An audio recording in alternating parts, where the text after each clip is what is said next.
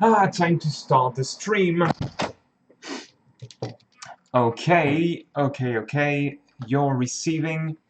Let me check on the page if we're up.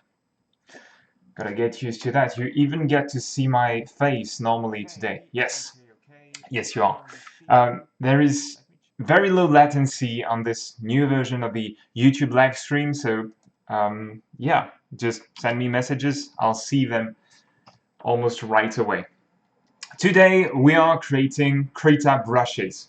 That's okay. I'm just going to pause the playback because otherwise I'm going to want to kill myself. Um, Welcome. Thank you for joining me. Sorry, I have my eyes hurt a little bit. Thank you for joining me. Today we're going to create Krita brushes. So the idea in this stream is that I'll show you how I make brushes for game artists and all. We're going to create brushes based on your requests. That's the goal. So you just post in the chat, you ask me whatever you want, and I'll try to make some. I'll tell you some are not feasible in Krita. So yeah, just don't expect me to create really crazy things and all. There are some features that are upcoming that will make a big difference, in future versions of Krita for brushes, but I can still create a number of things, and all these brushes will be released for free. Okay. Hi everyone. Thank you. So I make brushes. I have the full set here, but there's a free counterpart that's you have about 30 presets for now, and you find the link in the video description. There are several types of brushes in Krita. There are those that can kind of mix with existing colors in the background, blending brushes. Yes, it's free stuff. And these are meant to create, more natural, still traditional media style brushes. And you have the normal pixel brushes that do all kinds of things, a bit like the ones you find in Photoshop. Okay, so starting with, I'm going to use OneNote. We're going to start with, there was a request for oil paint and another one for textured brushes. Just like, hold on, was it the same person? Yeah, textured brushes like, okay, let me zoom in.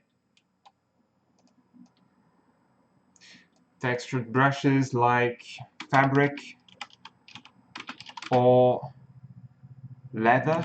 Okay, leather texture and all. That's quite feasible. It's actually fairly simple. But let's start with oil paint because that was the first request, and that's one I got a few times already. The first step when you want to create brushes is to gather reference on how it looks like. So just be ready for one thing. You can't get the texture of oil paint. Now, a chain or rope, okay. Chain, rope, classic ones.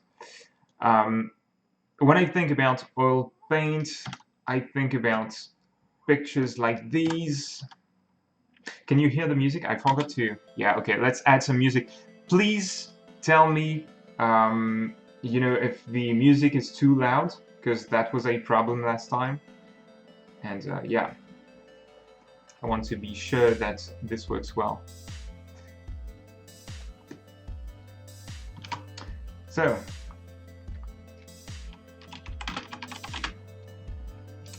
oil paint has this very distinct textured look, and in general it also features pretty strong colors. You can get very vivid hues with it. The hues part is based on how you pick colors, but yeah, when I think about oil paint, I think about this texture. We can't achieve it that easily, so we'll have to find hacks. All right, gonna grab. I like this one picture. I'm gonna save this picture, and that way I'll keep them on the side using a program called PureRef. Where are you, PureRef? It's on the other screen. There you go, and I'll go to my brushes references.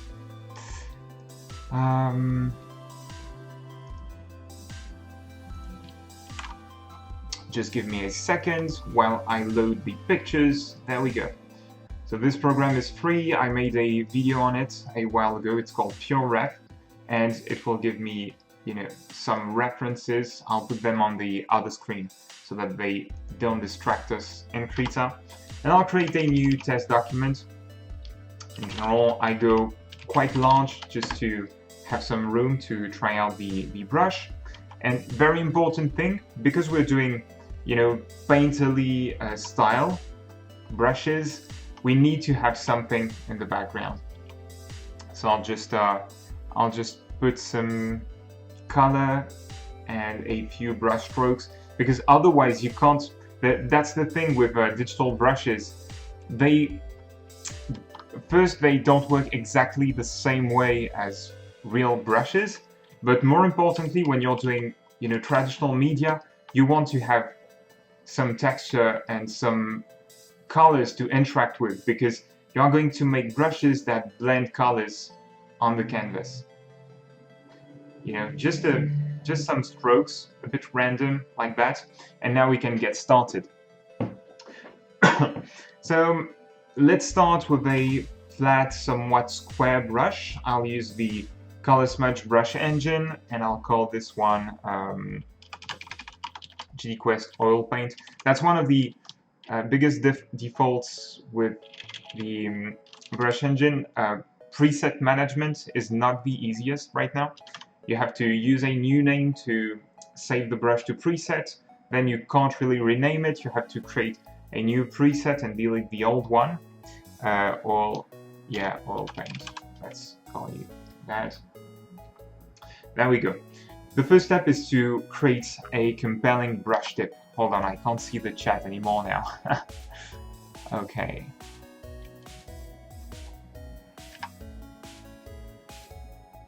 So, the first step is to work on your brush tip. That's the first category in the brush editor. And for this one, I'm going to give square ones a try. Square ones, not the easiest to use, but they can be quite powerful. I'll set the spacing to be pretty high, otherwise it's going to be a bit slow. And I'll add some fade to the brush to have some soft edges. Wow, it's quite slow. Okay, it's 500 pixels. That's why.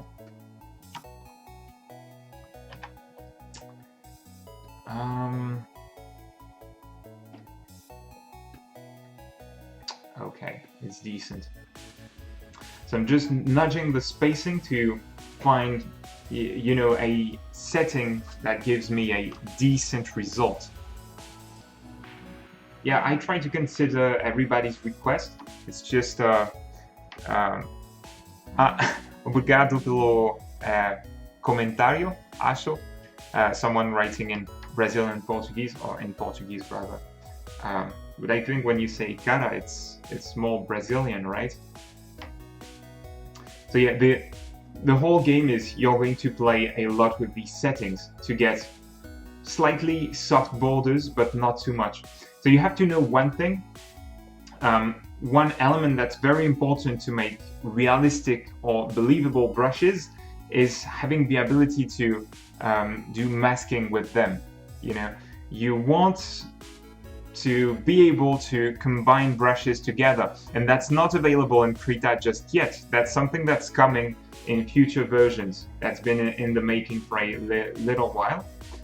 And that's the thing, I can't do everything. So these brushes, basically, when this new feature is available, I'll be able to make a much more compelling oil paint brush, but not just yet. So I'm going to unlink the fade parameters, and I'll keep making a few tests so I can, blur out the brush horizontally, but not vertically. It doesn't work too well though with the square. Yeah, like that. So I get on, you know, in the direction in which you are painting, it's very soft and smooth, but the edges are somewhat sharp. By the way, I'm not using a picture for the brush. I try to use the automatic brush tips simply for the sake of performances, right? Okay, seems about right to get started. Okay, the next step, the main thing we're going to have to add. Oh, I had the Ragakamath. How do you say it? I don't know how to say your nickname, but yeah, I had this tag. You know, I give a try to everybody's brushes, so yeah. I try out all of the Krita brushes that come out. Okay, so now we're getting to the other point that's quite limiting with Krita. It's patterns, because for now they tend to be applied a bit like a stencil on the brush, and I think I'm gonna have to yeah, I'm gonna have to go ahead and find some texture online, because none of the ones I have will work, I think. Nope, nope, nope, nope. That's why. No, it's not my canvas texture, it's one of the default ones. Yeah, so the idea is you're gonna be looking for canvas-like textures, and just to show you, to make them, I use a program called Substance Designer. This is the demo version of the latest one. And hold on, do I have it stored in my brushes? Normally I should. Because I generate textures from scratch with that, which gives you a lot of control. Yeah, but I think if I go to maybe version 5, yes. Yeah, no problem.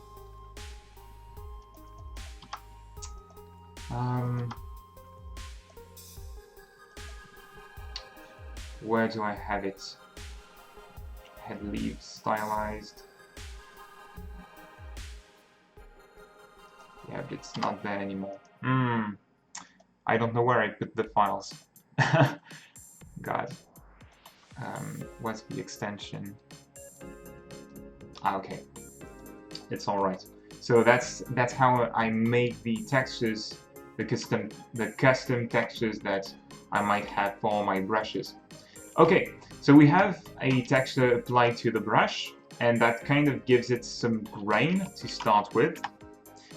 So that's going to make you feel like you're interacting with some canvas, right? And then I'll add some size curve, and I need it to get really small.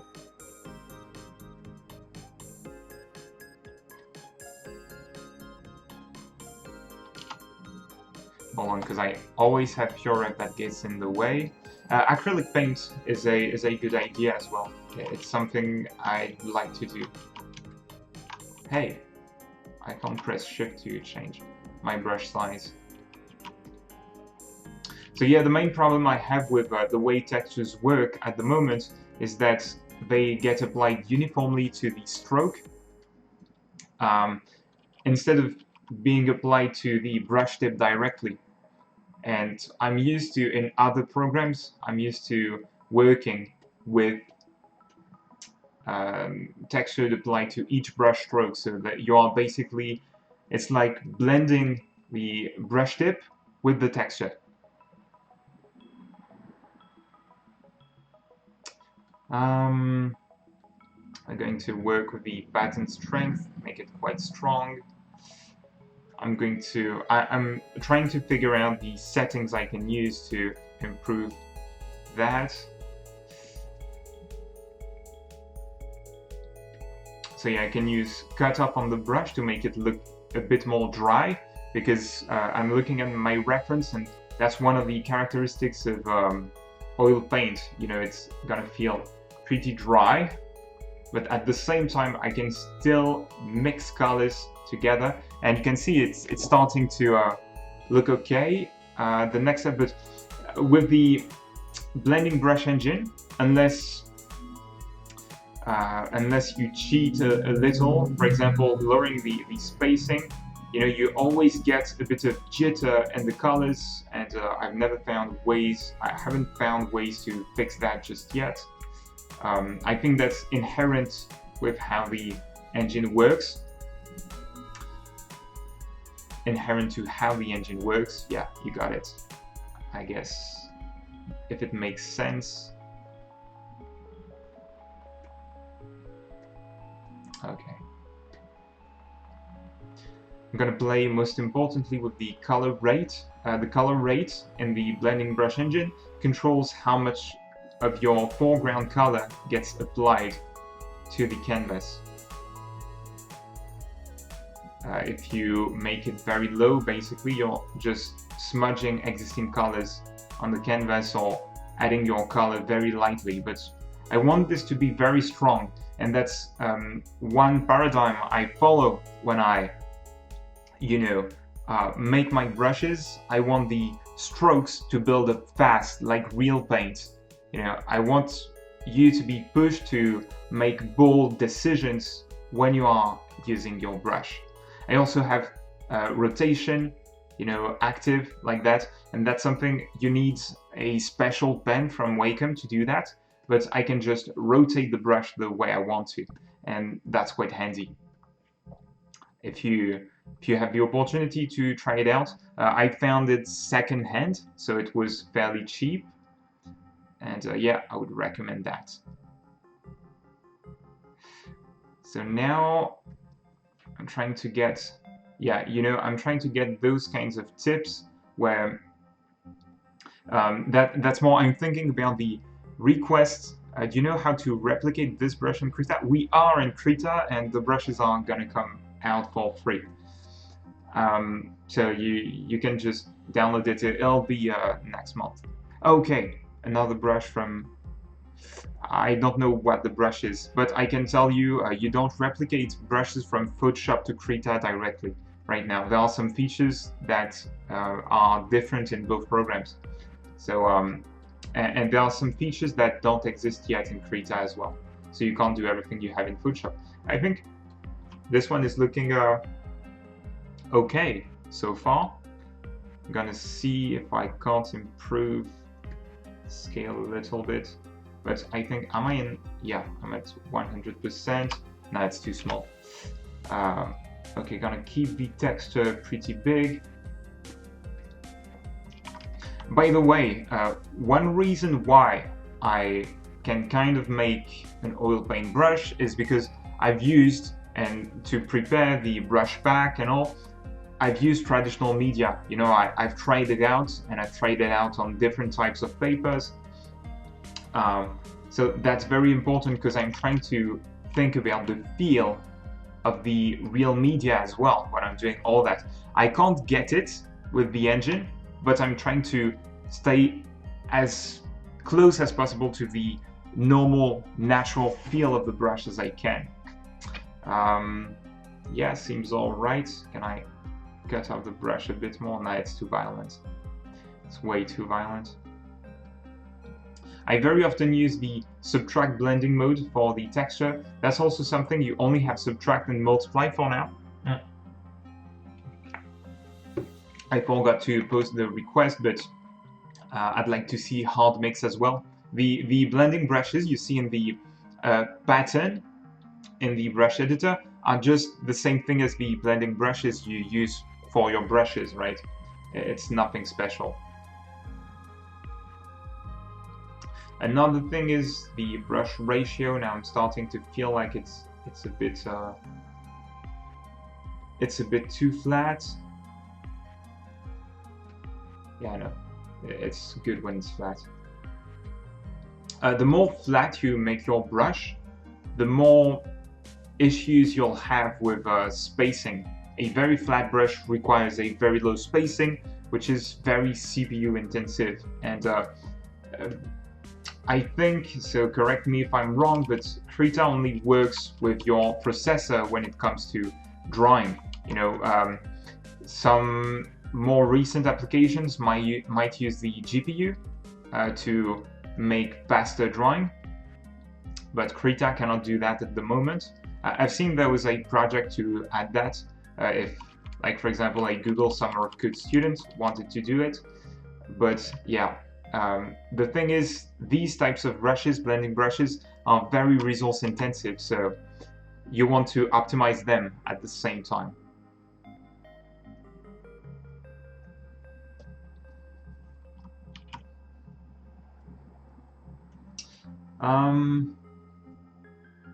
Yeah, seems all right.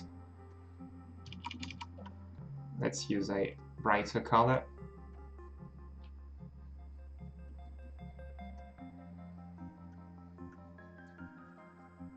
And see, you'll always get those variations in the stroke in terms of intensity of the color.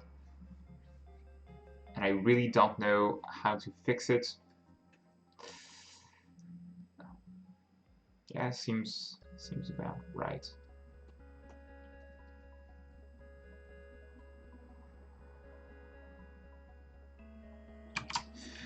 The size curve is not that great, it's a bit too violent, and maybe if I remove the opacity setting,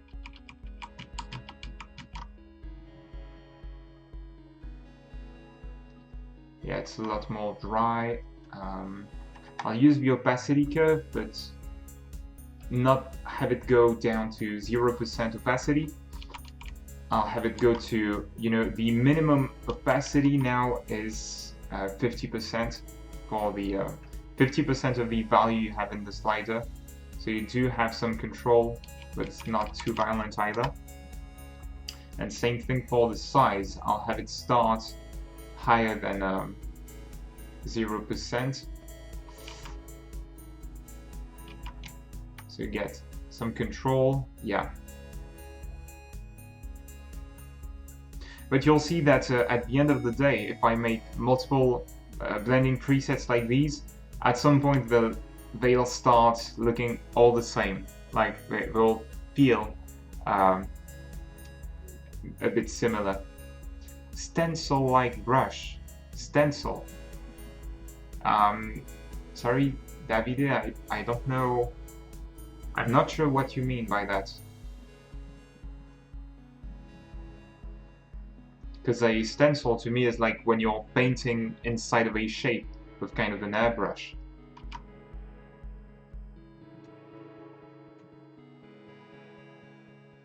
Yeah, all right. I think we can call this one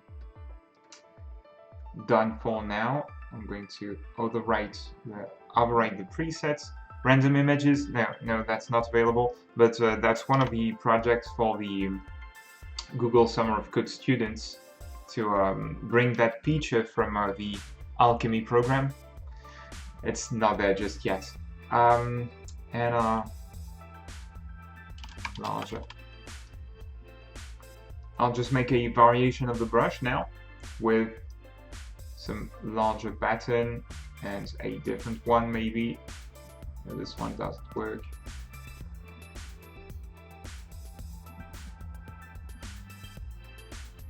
I like this one, it's cool.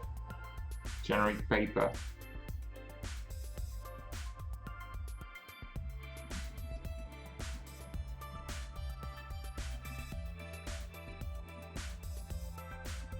Yeah, so Scott is saying you can make an animated brush tip to do random shapes or whatever.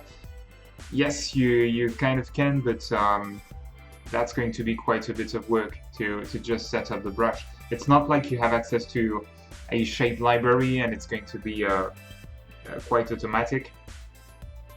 But that's true. That's true. You have that option. Let me see. That. Yeah, no. It doesn't work. So that's the same thing, but horizontal. And what else? Crosshatch. Maybe we can use this type of impressionist effect, this type of texture for some kind of impressionist effect.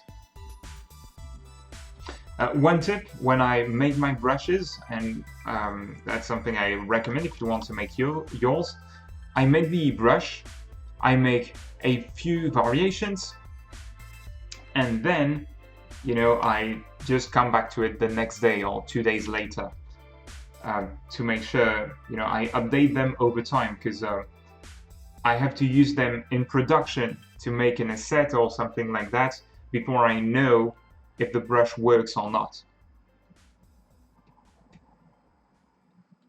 Yeah, this one is cool, but I'll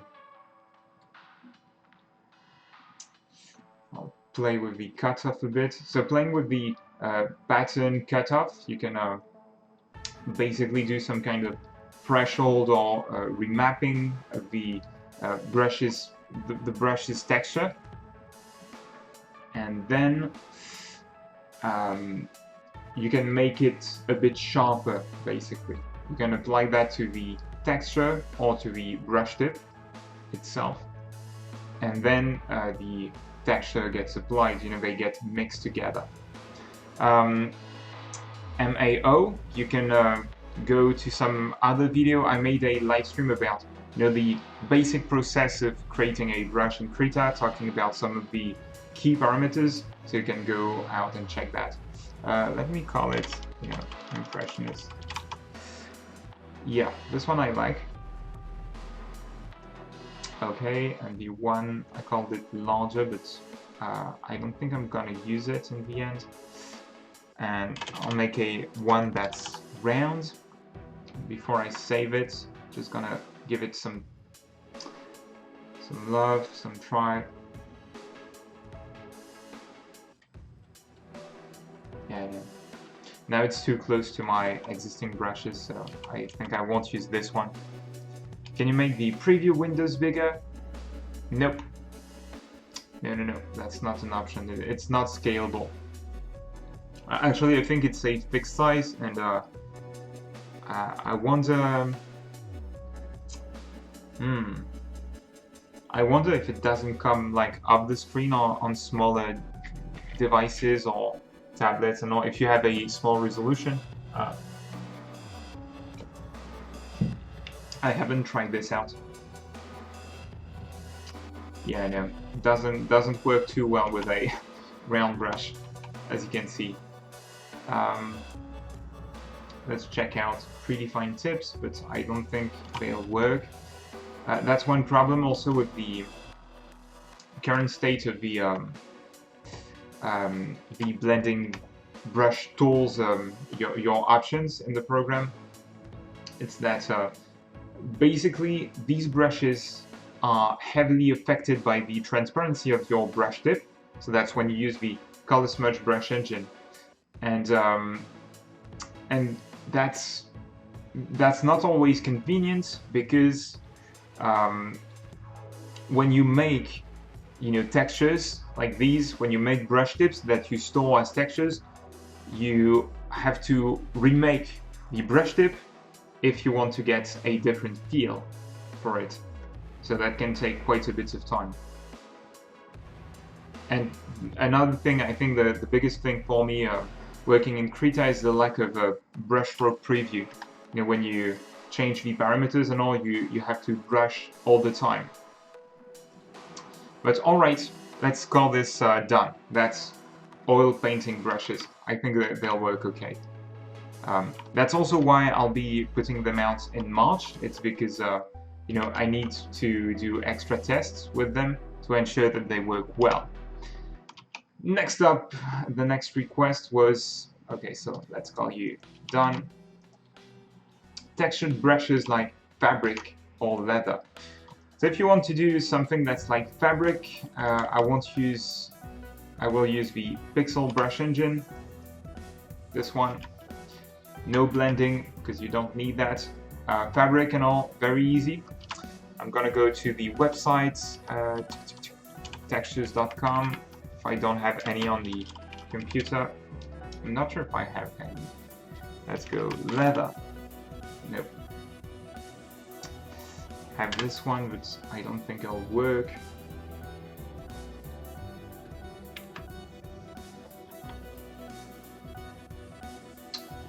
I have some fabric in there. Let's see. For the photo manipulation, the base of getting your texture working, I'm going to use Photoshop because it has more photo editing tools than Krita. It's designed for it. So yeah, I'm trying to use the right tool for the job. Oh, I have a lot of stuff open in there. Okay. So let me see. Again, I'll go back to PureRef and somewhere else on the screen. We'll grab some. Let's try out some leather. Let me see. Get it there. I'll drag and drop the pictures.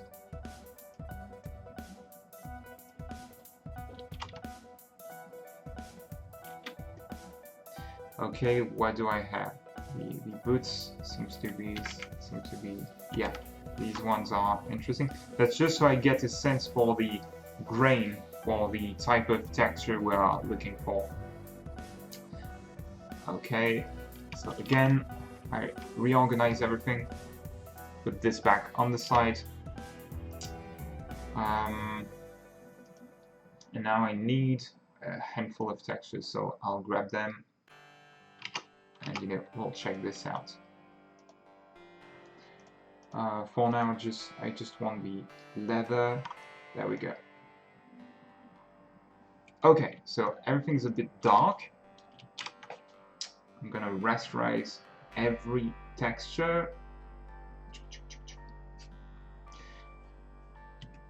I have the sun like highlights on the screen, and that's very hard to actually see what I'm doing.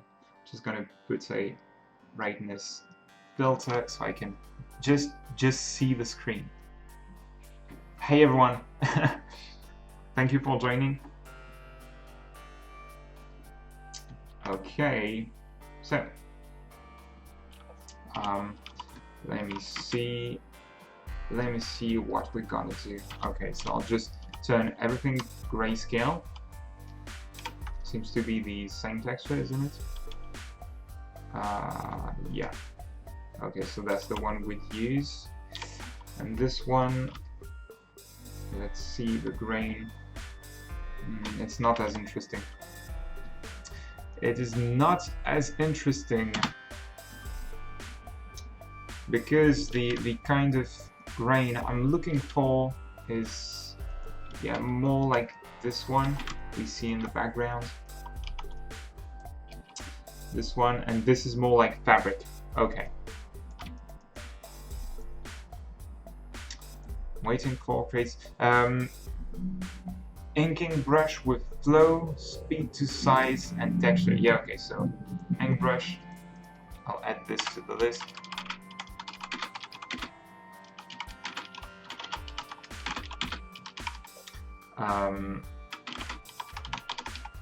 So as I said, in the current state of Krita, textured ink brush, you won't get anything satisfying. It's not really possible. It's not impossible, but you're quite limited. No easy way to do it. Yeah. Okay.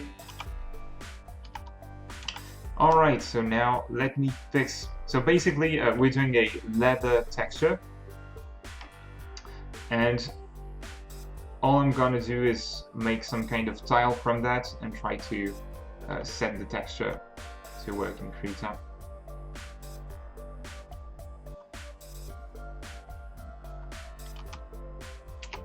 Okay, just make it 800 by 800. So yeah, we're in Photoshop right now, and that's how you take care of seams in this program.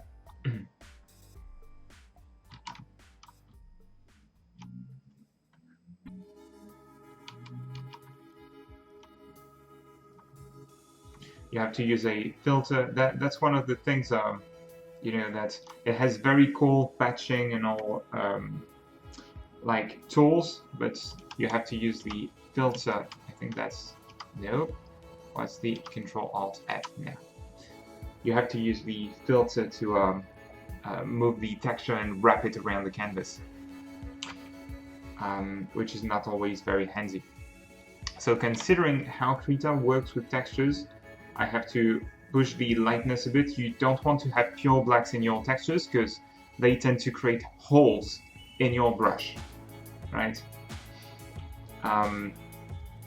So that will be our fabric. I think I want to average out the, trying to think of how to go about it. I want to, you know, remove the, how can I say, equalize the texture. Do I have anything for that? It's been a while since I last did it. Equalize filter in Photoshop. I'm not sure.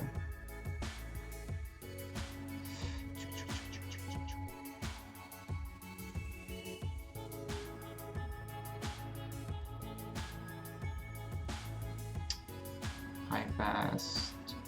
Maybe we can use high pass. There we go. So I'm using a high pass filter to kind of average out the light on the texture to prevent bumps or too many variations to appear in Krita.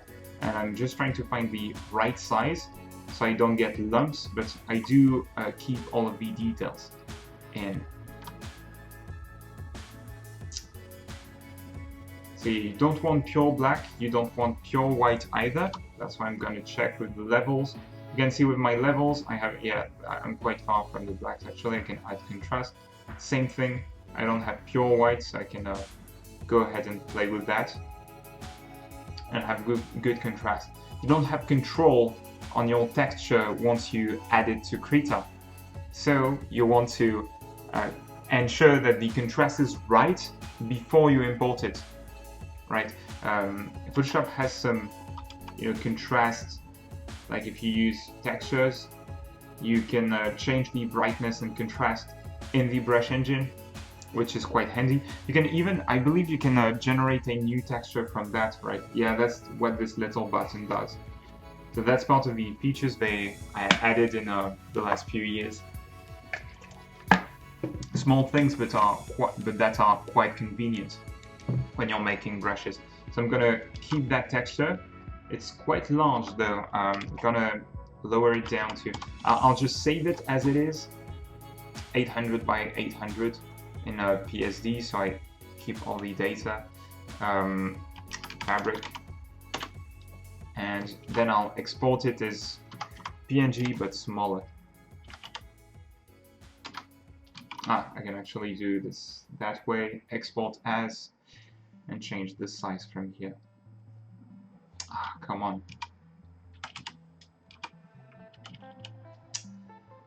Okay, PNG. Actually, now that I have the texture saved, I'm gonna do this that way.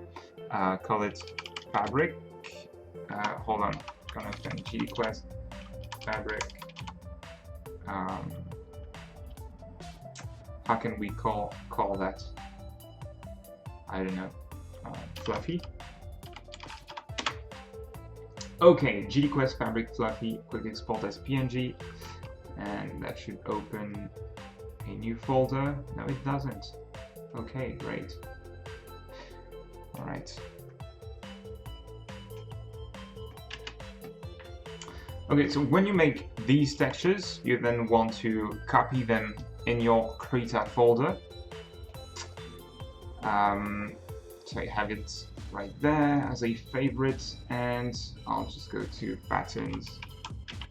Okay, and put it there, and then you have to restart the program. I exported it, but I didn't change the size. Yeah. Okay, and 512 by 512. All right. Guys, I'm tired. Another thing I forgot to mention, but you want to rotate it as well. That's something I want to see. Can you do this? Because Krita has this great wraparound mode. Does it also wrap the rotation precisely? Only if I do it, will it work? Yeah, I get some overlap. Ah, it's okay, we'll keep it rotated. Otherwise I have to go in Substance Designer, but I'm not sure how you do it, so I'm gonna avoid, you know, trying out things like this. And by the way, if you're even watching, you know, on YouTube or after the video has been released, I think I'll do other rounds of these to make, you know, new tools and things that I will share. Not necessarily only brushes, but useful things that are reusable, then you know, that can improve your workflow as artists. Okay, now it's smaller. Perfect. Okay, so I'm gonna save this as well, this little picture. Alright, and restart Krita real quick so the new pattern gets loaded in. Let's open, yeah, okay. Let's open this one, just so we can try out our brush. And now I'm gonna use one of my presets as the default, because when we apply that leather texture, it's just going to be applied, you know, with a round brush tip or something like that, multiplied or with a subtract effect with a texture. I'll delete the tag, and now I have to find the right texture. So granite, I don't know how you say it. GDQuest fabric fluffy. There we go. So now it's time to activate the pattern and see what we get. For now, it's pretty small. Okay. Yeah, I put that color in the background, but that's not what I want, actually. There we go. And I want to go at 100% size. Okay. So, first issue, this is a bit small, and this is a little bit dull as well. It's not, the effect is not really strong for now. I want it to be a bit stronger.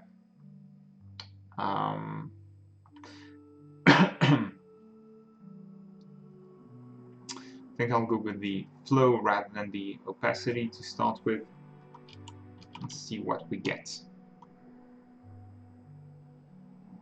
Yeah, we can. Sorry, I forgot to reply to the message. Sure. The brushes have, you know, you can fade the edges, but you have to find the right way to do it, because when you're applying a texture, you still want to have, instead of having this fade on the edges, you'd probably want to use a multi-brush, like multiple brushes that stack on top of one another. That's one of the upcoming features, and that gives you kind of crisp, that gives you a lot of detail on the edges, and that's quite crisp, but in such a way that you can keep painting and you don't lose the texture, like that's the case here.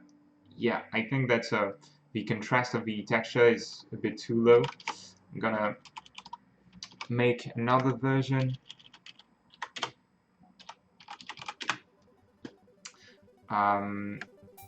Yeah, okay, and this one I'm gonna open in Photoshop. So I don't think there's any hot reloading of assets in Krita. Does anyone know if there's any way to do it? Maybe when you go to settings, manage resource, if I do import pattern, maybe I can re-import it from the same place. Does it work? Let's see.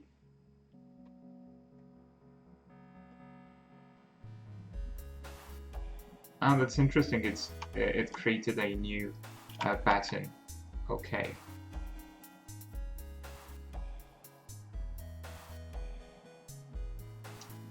But I cannot find it in there. Okay. Oh, it was okay. It was added at the end. All right. It's slightly better, but not outstanding just yet. Let's increase the contrast again. I want to avoid pure black. Also gonna check, give it a nicer, how can I explain that?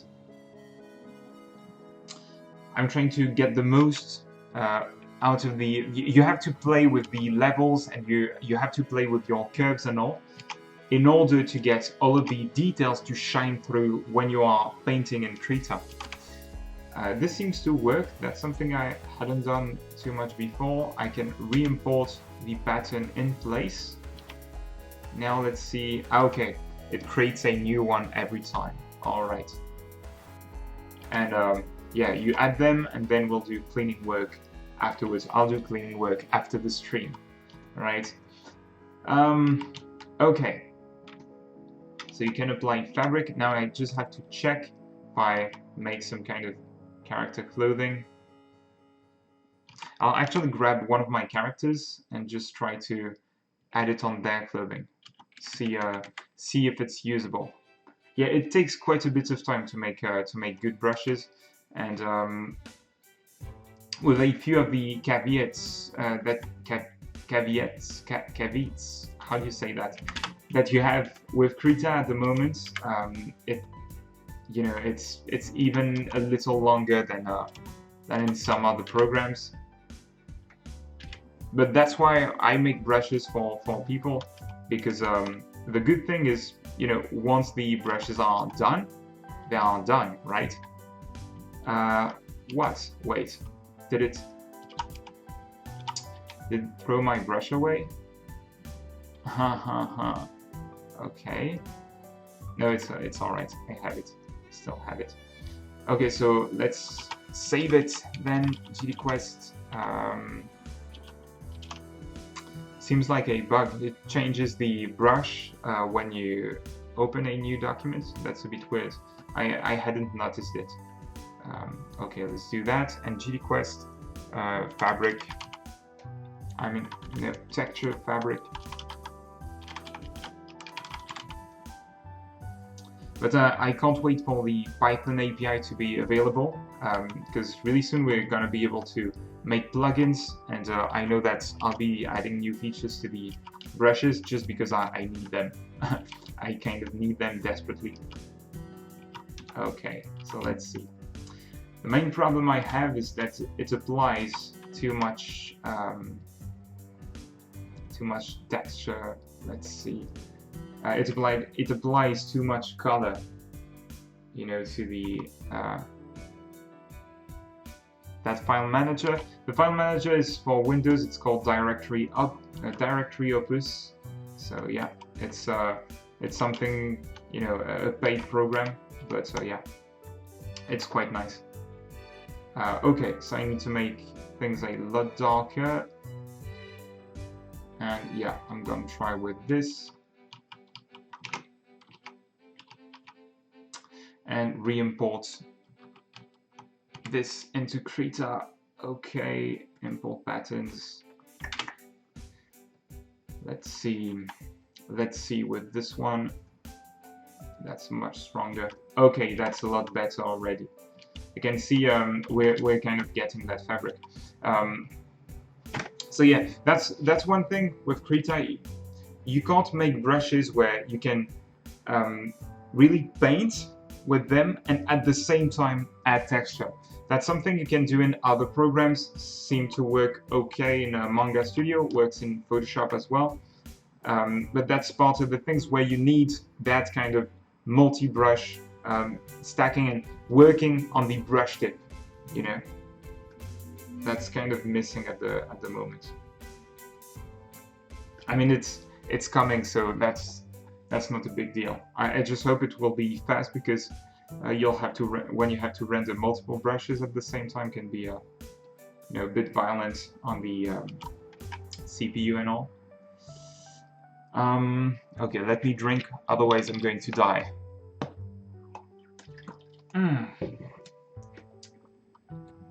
Because yeah, that's the interesting thing. It's the weekend, and I'm in the office, and I'm like alone. That's a really big building, really big, and there are lots of, you know, it's basically all startup companies with me, and I'm the only one working on weekends. That's pretty crazy. I didn't expect that when I came here, but yeah, that's just how it is. Okay, seems to be all right, but I think it still adds too much texture, too much color.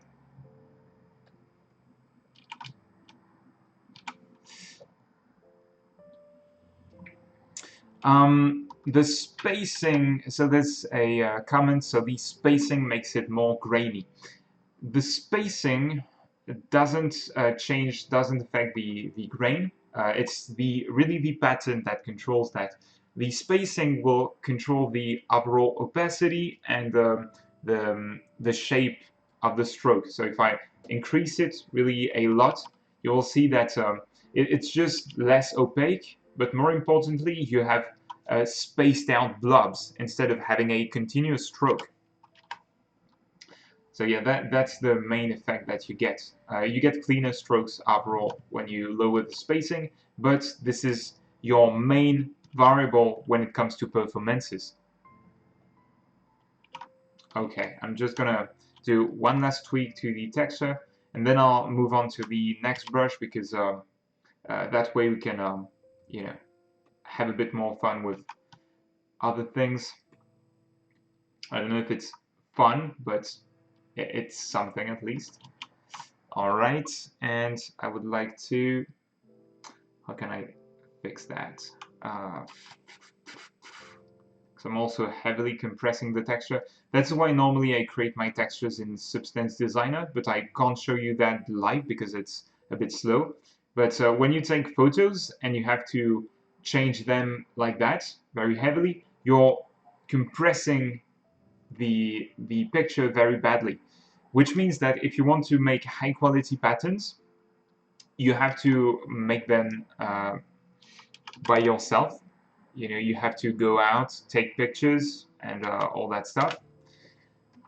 And that takes a lot of time. So actually, sometimes it's more interesting to make the textures with a program like, yeah, Substance Designer. So that's kind of a image processing program that allows you to create textures. It's used in the video games industry, and it's one I just love to use. Yeah, but that's part of the things where I'd like to cover these on the channel, but because GDQuest is right now, you know, I'm trying to focus on open source programs. It's something I can't really cover. Okay, seems about right. Now I just want some control on the size of the brush, and not with a curve like this one. No, you can't post links on YouTube. That's normal. It's to avoid spams, right? Yes, there are screen tone brushes, but we can I can show you one live afterwards, a bit later. I just have one or two brushes to create before that. Yeah, with the shape of the brush, it's there's a bit too much fade on the sides. On that.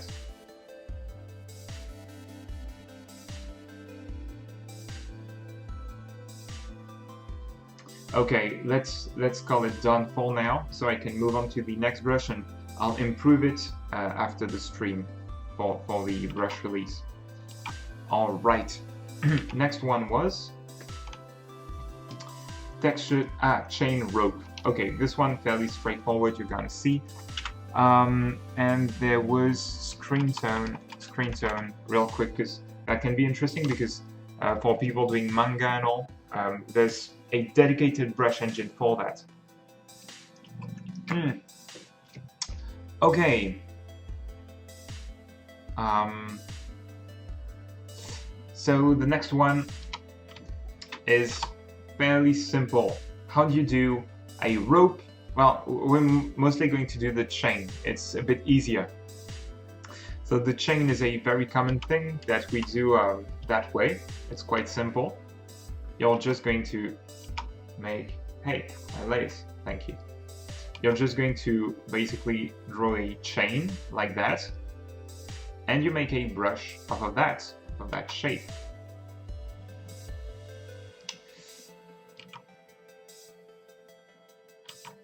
But I'm gonna try and give you an extra tip there. So you want to make it fairly high resolution, so that it's you know, you have some details in there. And I'm gonna go with the more cartoon type of chains, because the thing is, in games I make the brushes for game art, but that also works for illustration.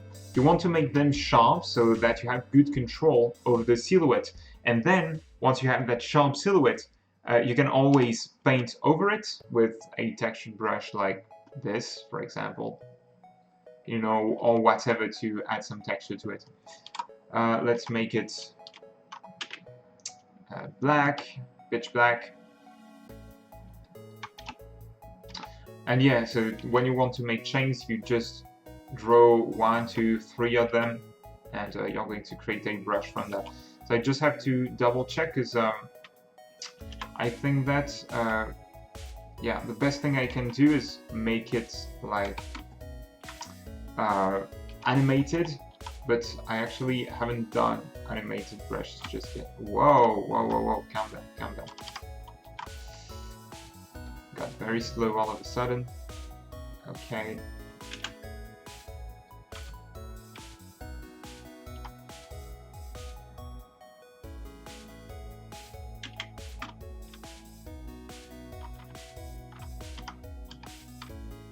Okay.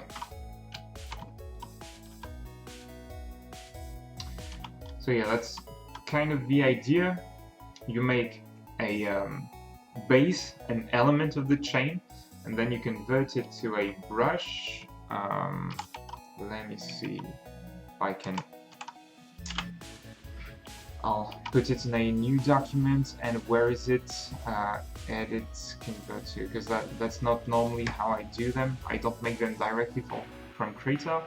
Most of the time, you can just grab the brush tip from the, yeah, stem. There you go. Chains. Yes. Will it work if I do it that way? We'll see.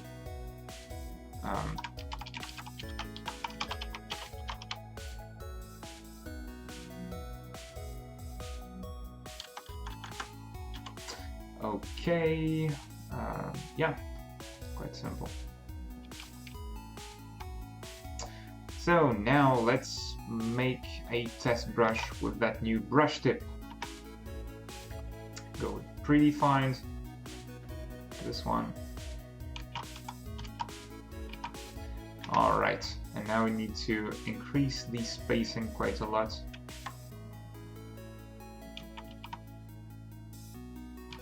Not that much. And set the rotation to the drawing angle. Yes, that's the drawing angle. Rotate the texture by 90 degrees, because otherwise it's looking a bit funny. There we go. So that's quite straightforward when you want to do that. You know, you just want to make an element, you store the texture as a new brush tip by going to the brush editor, and then you just go ahead and find the right size. So I'm just gonna set, do you want control with your, do you want to have control over the size? I wonder. Anyway, we want to space it out a bit more, and there we go. We kind of have them, not nailed Yeah, I guess you don't want to vary the size too much because otherwise it doesn't work too well. Still gotta increase that a little more. Yeah, so it's not perfect. The main thing with those types of brushes is you definitely want for this to make an animated brush tip. Okay, the animated brush tips just work that way. You make multiple versions of the texture that you are using, and Krita will use one or the other, either based on your pen pressure, or better, you can randomize them, which is what we want for chains. But again, that's the kind of thing I won't do on the stream, but I will do later because it takes a lot of time. Now, the problem I have is changing directions. That's a common problem with those types of brushes, but there's not so much I can do about it. Yeah.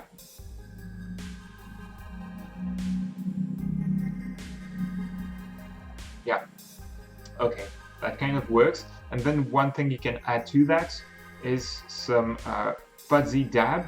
So the fuzzy dab control modifies the size modifies the parameter you assign it to randomly, and you just add a little bit of it, okay, to kind of randomize the effect. So now you have it. I have to make it very subtle because otherwise we'll have some issues. And same thing on the size control, very, very subtle. And then you can use the mirror effect as well. Well, doesn't like. Okay, why did it? Oh, okay, because I'm rotating the texture. No, okay, mirror won't work. I don't want pen settings either. Yes, I want it to be random. Sorry. I'm starting to get lost in my thoughts. Okay, and I want it to be horizontal only.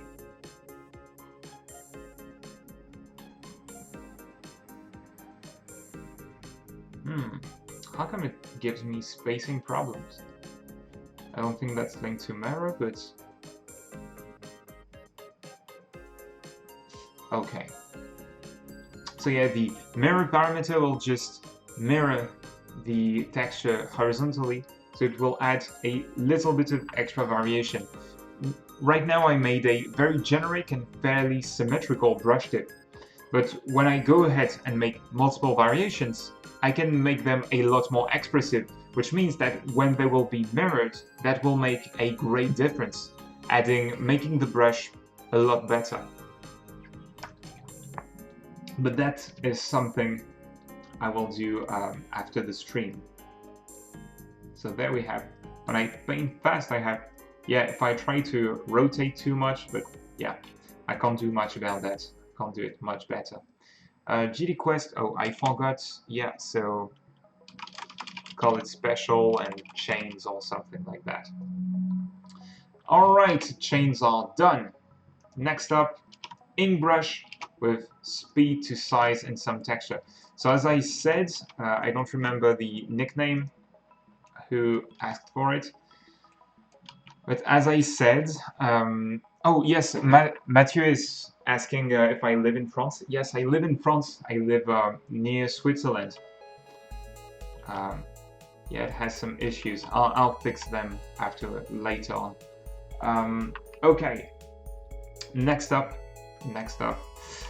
some inking brush with. No, it's not this one I want to use. This one. This one, rather. Yeah, better. Okay, so we're going to make some inking brush with some subtle texture, because we can't. That's one of the cases where it's gonna be textures are not going to work. Like it's not going to give us ink, but I'll try to make something work. I'll need to find a good base to try it out. Okay. All of that is not. This one might work with some cutoff. I'll cut off the pattern. Nope, not in this direction. There we go. A bit too violent. Okay, so that will just get us started. I can use scatter. Yes, you can always use scatter. But that's not going to give you, if you're talking about the ink, that's not going to give you believable texture. You really need something to... The way ink works is just when you apply it, it's just because your paper is actually in 3D. You have bumps on it, and yes, I'm French. That was a question in the chat. No, scatter is not going to make it feel like, even if it's very subtle, right? It's not going to make it look like ink. It's too... the thing is, with real ink, what you get is the grain of the paper, right? And you can't get that just yet in Krita. You can't get just yet. Oh, it's fairly hard, because you just want that to apply to the brush's edges, right? And that's where the whole challenge lies. So one of the requests was to make it work based on speed rather than pressure. So that's quite simple. You can do that on any parameter with that little checkbox and opacity and flow on top of that. You can use all kinds of sensors. So right now, the way the brush works is, if I paint fast, it's going to be, you know, when I slow down, hold on. When I paint fast, it's gonna get bigger, and when I slow down, it's gonna get smaller, which makes the ink accumulate around the turns before you turn, and it makes the brush extra small when you turn around. So that's, yeah, these are nice types of brush presets. Some people like them. I have a bit of a hard time working with them, but, you know, we have different tastes. So yeah, it's kind of the idea, right? If I make the texture small enough, and I'll have to make a custom texture for that, but that's kind of the idea, giving some kind of inky effect. I think this texture doesn't work too well though.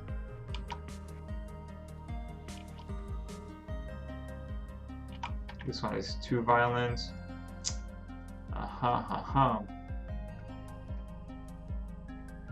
I don't have any that will do the job for now, I think.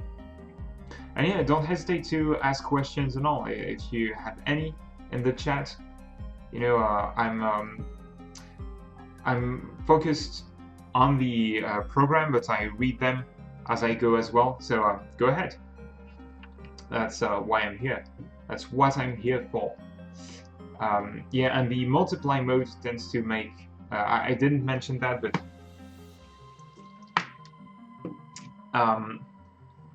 it's how can I say? The multiply mode tends to make the pattern very soft, like it tends to really overlay with the brush tip, while subtract gives you a bit more texture. Okay, there's a question in French about French subtitles, and no, that's not an option. That's a request that comes from time to time, but you have to realize that, you know, well, I don't have time to do everything I need to do, and a big problem is making subtitles for one video might be 2 hours of work. So that's the thing. I'll leave it to, yeah, someone who wants to make something like the channel but in French. Just go ahead. For me, that's just not an option. The day I can pay someone to do it, no problem, but not just yet. So that will be ink speed for now, and I'll have to change. I'll write. Crap. Okay, just go text. Because the thing is, if the community wants to make subtitles, they can. But yeah, it's up to the people.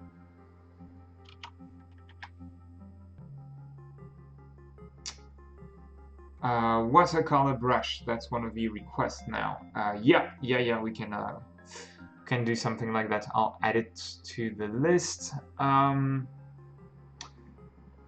I bought a Wacom tablet 2 years ago. I want to learn how to draw and paint. Where do I start? That's a huge question, honestly. That's a huge question. Just let me save the brush. It's ink speed. I'll try to answer that. The first thing I recommend is going to Control Paint. Let me find the website. For digital painting, it's a very good resource. Because the thing is, you learn to draw by drawing with experience, but it's okay to ask complex questions like these. I mean, you want to know where to start. That's quite normal. To me, I'd say go to a local drawing class, and you're going to get to draw outside in the outside world with friends and all, because the main thing you have to work on is how you control the pen and a pencil or whatever with your hand. That's the first technique you want to develop. And the next thing you want to do is to train your observation skill, and you have to do that in nature. Raiden Art, don't worry, because the video will be available on YouTube afterwards.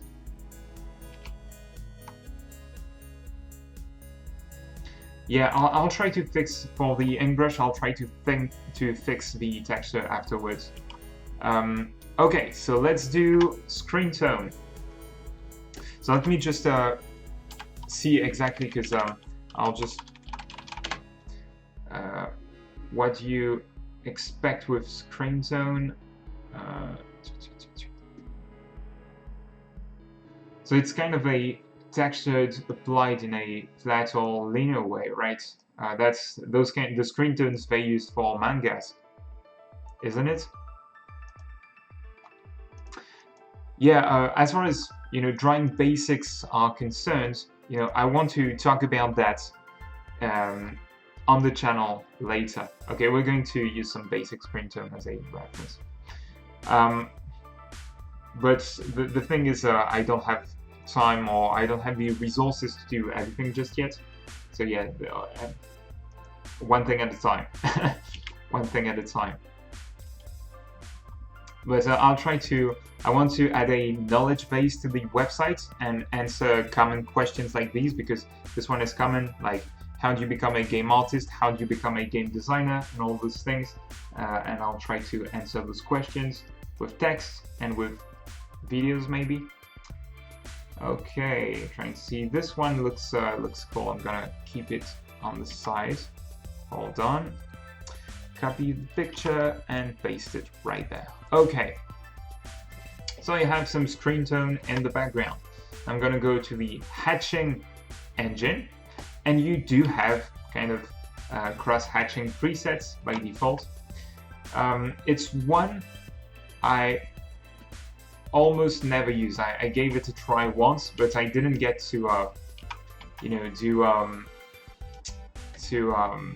make how can I say actual brushes with it. So we're going to discover it together.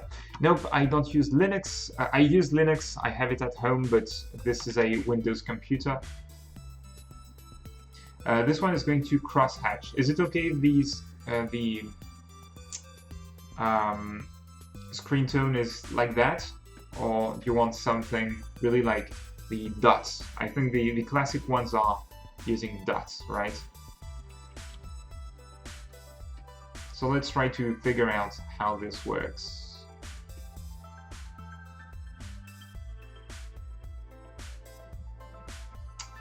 Okay, I'll try to start.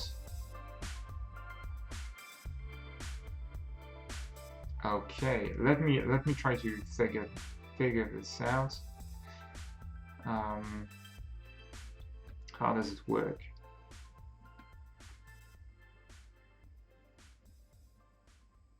Maybe I don't want the tip to get completely opaque. I'm trying to find the setting that controls this opaque stroke. Okay, so the opacity, how does it work? I don't really understand. What if I disable it? Okay, opacity softens the stroke a little bit, but that's when you open the documentation. Flower, yeah, the flower one or something like that, you have to design the texture, so that's a lot of work. You basically, the way screen tones are done when you get for clothing, for example, you just design the texture. You have to do it to paint it and all, and then you can't really do this as a brush. I think you have to use a texture for it, and you overlay the texture on the character. But that's one of the things I'd like to do in future streams, where instead of creating brushes all the time, maybe create something else like patterns or tiling textures that you can then use in your paintings, right? These can be quite... There are cases where brushes don't work, actually. Okay, so let's find the hatching engine and see what we have then. Because I don't know this one very well. We can lower the density already, that's cool. Okay.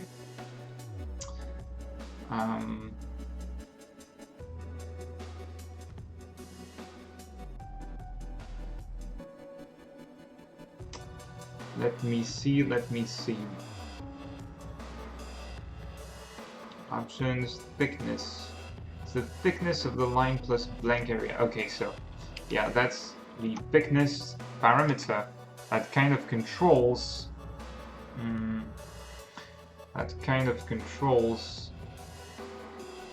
how much of the brush tip shows up, how much of the hatching shows up, right? If I lower it, there you go. Okay, it's just because the way the control is mapped is... Okay, I see. So I just want to find the right setting so that even when I press very hard on the brush, I get some texture showing through. Like this. Okay. So now I can hatch and all. Okay.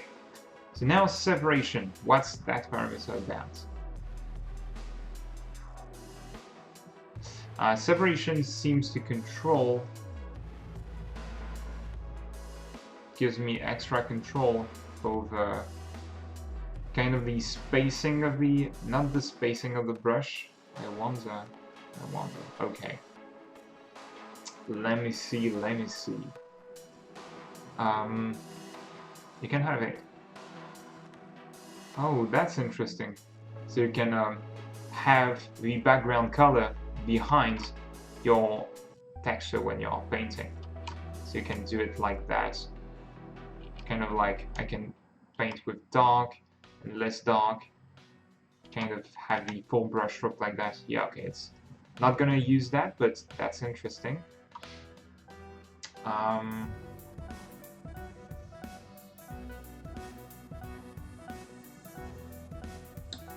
Okay, now I'm controlling the size of this thing. I guess that's the thickness of the lines. Yes, that's what it is.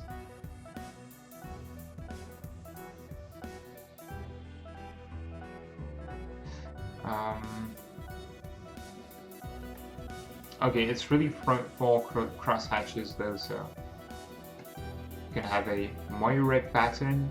That's interesting. It's quite interesting.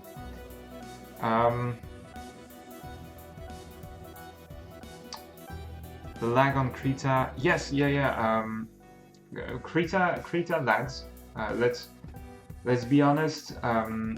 It depends on your configuration, but it's not, as fast as other programs, and there's some things with stability as well. That's the main thing. So for illustration, even when you have a large document, it's not too big of a deal if you work with how is it called? The fast preview, the preview rendering, but yeah, it's kind of it gets a bit slow when you add layers and all that stuff. Adding new layers isn't free, and if you're just doing illustration, it's okay because you can work on 1 or 2 layers, I guess. But yeah, it's yeah, I've noticed as well. It's kind of laggy. Ah, come on, the alarm starting up. There's an alarm here, and it on the weekend it just starts like alone. It's crazy. Okay, let me see the cross-hatching parameter. What does it do? Ah, that's interesting. Kind of controls. Seems okay, but I guess this. It's kind of strange, I guess. Yeah, okay. That's interesting. So with the on the hatching engine, with the cross-hatching parameter, you can actually control if you have the cross or just simple lines. You know, I'll call it GDQuest cross. Okay. So yeah, that's quite interesting because you get that on the fade of the brush, you will only get simple lines. But that's not really, that kind of gives you a negative screen tone effect right in the end. However, the brush is quite slow, and the alarm is quite painful as well.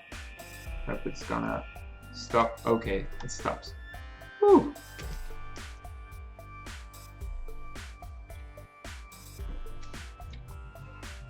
Yeah, that's the thing.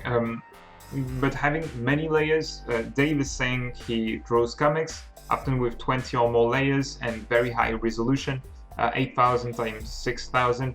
The main problem for me when you get there is stability, and I can't wait for the devs to work on that. For me, crashes increase substantially. That's the main problem I have, and yeah, it can get kind of slow as well. Okay, let's change the spacing, increase it as much as possible so the brush draws faster, because we don't need super high quality as far as the spacing. Yeah, spacing is the main variable you have to use to speed up the brushes, but it comes at a cost, which is your brush's quality, visual quality. Now, auto spacing doesn't change anything. The difference between auto and simple is that the basic spacing is based on the Krita is gonna work, and even it seems like to be, they wanted it like stability. They wanted to be the focus for version 3.3 or whatnot. Sorry, I'm starting to get tired. For the next Kickstarter. There you go. All right. I'm just going to make it a bit thicker, and then we can get moving onto the next brush. A little more. Again.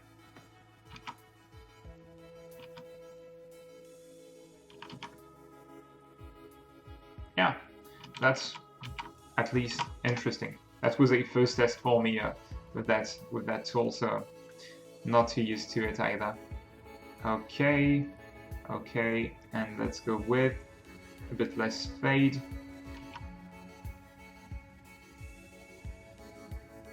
Yeah, it's not extraordinary, but let's say it's at least all right. Okay, there we go. Which one's next? Okay, it's not a very yeah, watercolor. Watercolor is going to be a bit tough. Let's be honest. I don't think I have any good textures right now to create those types of effects.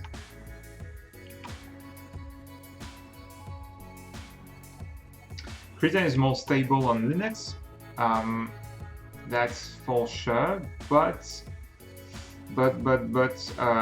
it's so drawing seems to be a bit faster. For example, stability overall is slightly higher, but there are some problems as well. Like it does crash with documents with lots of stuff. I guess I also use things that not everyone uses. I use a lot of non-destructive layers and all, and on larger documents it tends to get really slow with alpha inherit and all, and yeah, it tends to crash after a while. Hold on.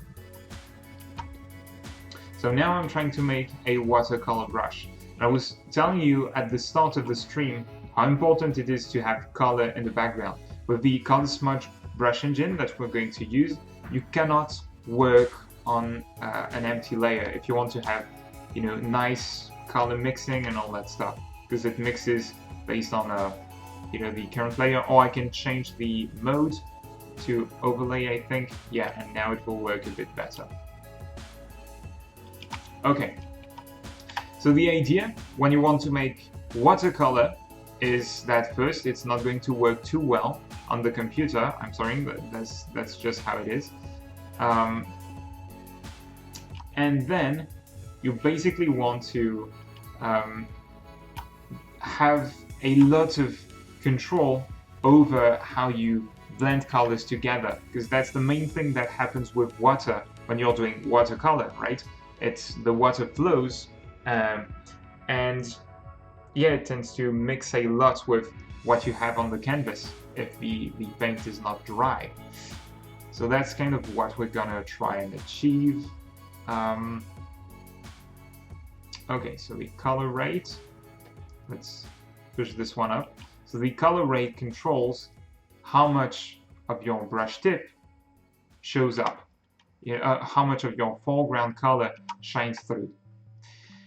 We're gonna have a little bit of scatter. That's nice, that's good to me, but with fuzzy dab as well. Size will not add too much scatter. There will be a bit of that as well, a bit of random scattering happening. Let's see.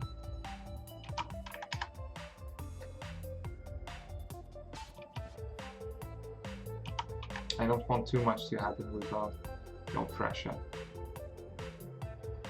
I think that'll be the contrary actually. The scattering will go down as you press harder. Yeah, seems to be alright. And now I'm going to add very important rotation, and we're going to add mirroring as well. The rotation will be fuzzy as well, so it's going to be random, and boom, you can see the difference as far as the stroke is concerned.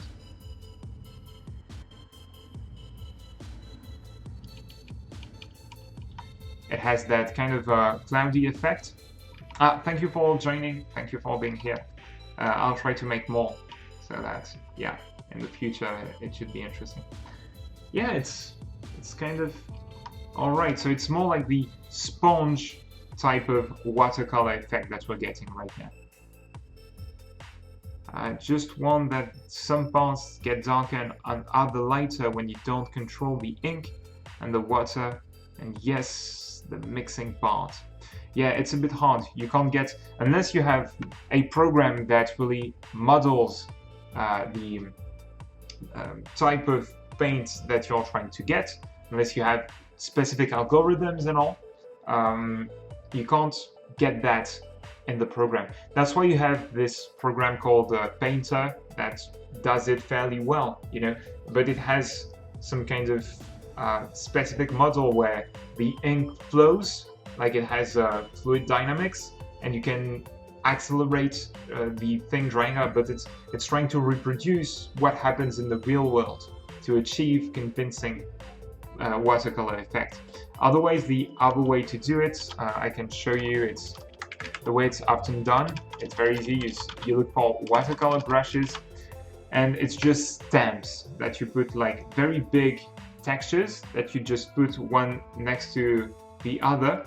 It's like watercolor splatters and all, but it's not like painting brushes. It's just splatters. You're going to use it like a stamp that you put on the document.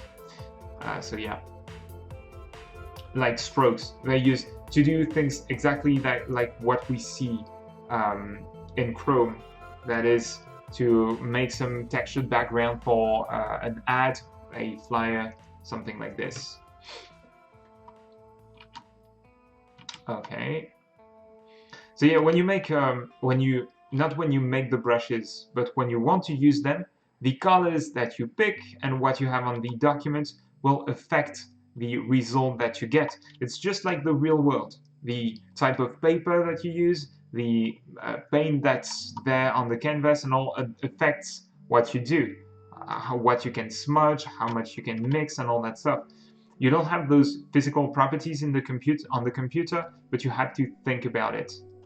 I'm going to add fuzzy mirroring of the brush to add some extra variation to it, make it a bit more random.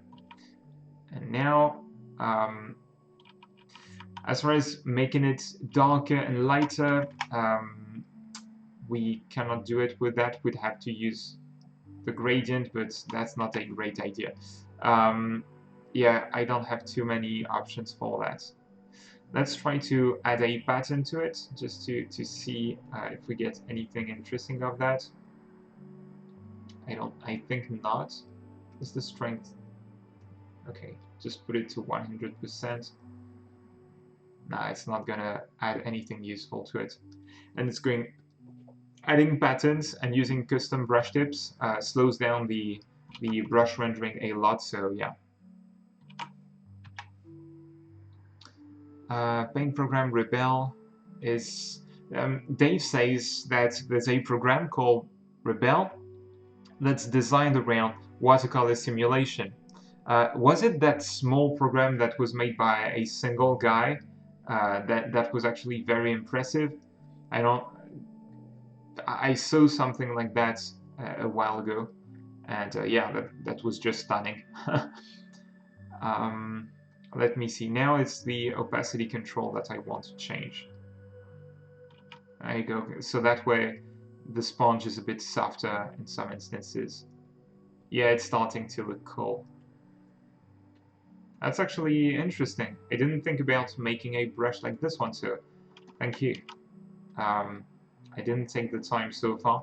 Yeah, you'll have to be careful with how you use it, but let me see. One of the main ways... Yes, the recording will be available after the stream. The main ways you can control those brushes and the blending is using the opacity slider. It's actually very, very powerful. When you lower the opacity, you get some kind of wet effect, and when you increase it, you can make strokes that are a little more dry. Like that. You know, if I lower the opacity, I get really smooth strokes that tend to blend what's on the canvas even more. So I play with that a lot, because you can see, for example, if I have paint here, I get soft blur, like textured soft blur effects if I lower the opacity. It's rendering a bit slowly because the brush is big, but yeah, you can get very interesting results just by changing the brush opacity. Hi Carofel, we have a potato in the chat, German potato. So yeah, a really nice, first of all, but also talented developer who's working on very interesting tools for the Godot game engine.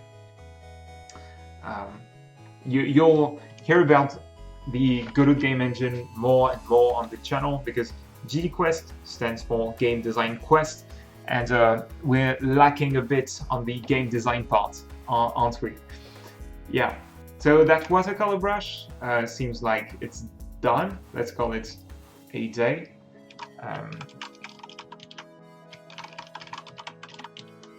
watercolor, I'll call it sponge for this one. Okay.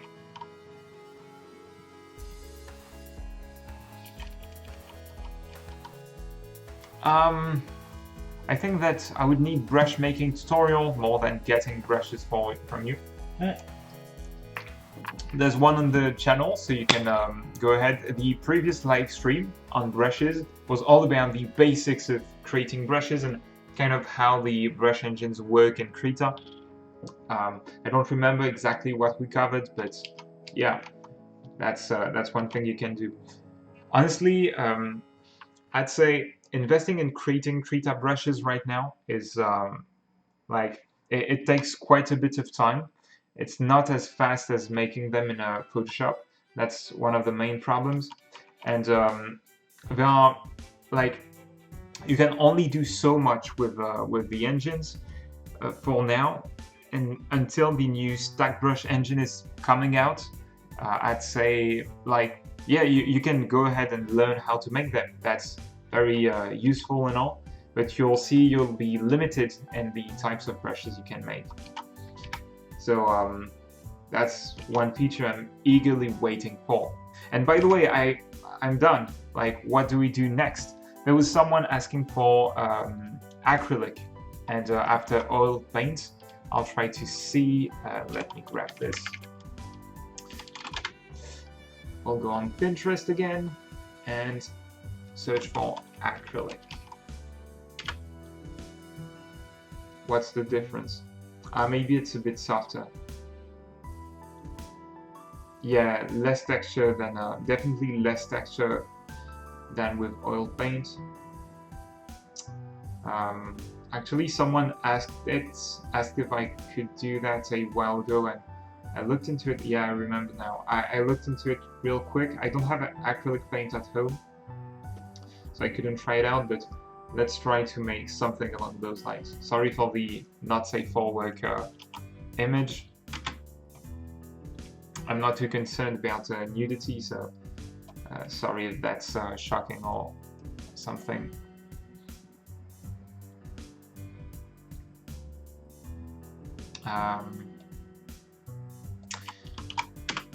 There's a picture in the chat. Hold on, how do I open it? Image.mg. Can't get it to work. Ah, okay, that's because you put a space between. Sorry, I hadn't noticed. Yeah, that's nice, but that's typically the problem I have with textures in Krita. It's the fact that it gets applied uniformly to the brush stroke, and it's not applied to the brush tip instead, which would make the stroke a lot more. I should have some in Photoshop. I think I have to check things other than the default ones. Yeah, these are the defaults. If I load my brushes, where are my GDQuest brushes? Ah yes, things to try out. Yeah, there you go. If you get these, oh, I loaded them in.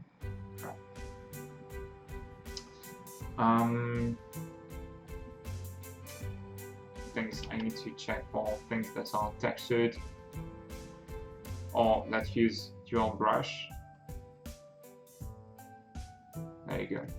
There you go. You have one that's textured, and you will see the effect. This one was one of my favorite brushes. You can see how you manage to get a really consistent stroke, although the texture is applied, and that's because that's because of the height mode in Photoshop. Yeah, if I go low opacity, I really get the texture to shine through, but otherwise I manage to get very dry brush strokes. And that's something that's you don't have this option in Krita just yet. So Photoshop has a specific height mode instead of using regular blending modes, where it kind of scans the height of the texture. It uses the texture as a height map and kind of scans it based on your pressure. So you get, if you get past a certain threshold, like you get pure opaque pixels, right? And if you go very subtle on opacity and on your pressure on the stylus, you manage to get the grain of the paper, that shines through. That's what this texture does. So yeah, compared to your brushes are cool, but the problem is it's one of Krita's limitations, right? It's not your fault or anything, but that's not how real ink or paint and all feels like. There was a comment about a comment, sorry, about acrylic paint being very creamy, and it's similar to oils, but it dries very fast and can be watered down afterwards. Okay, similar to oils. So, well, I guess I wonder if there's a need to do. The main thing I see in this painting is all the things I cannot do. You can see that on the picture as well, how when the texture blends, like when you have thick paint, you have purely opaque strokes, and then when you have lighter pressure, you start to see the texture.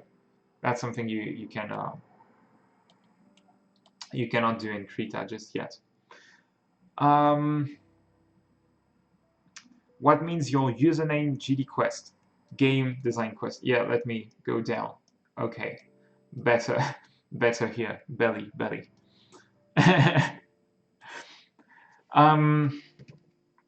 What time is it, by the way? Oh, it's been 1 hour 40 minutes.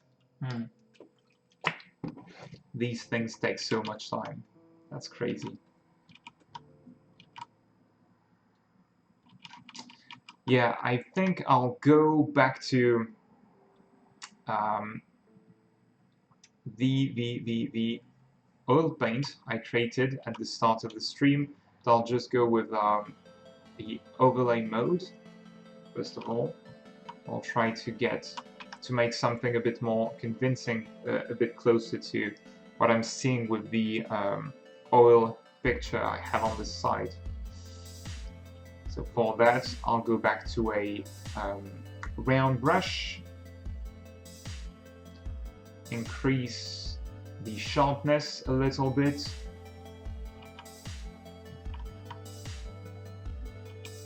and I think that what I need, the main thing is a lot more color mixing.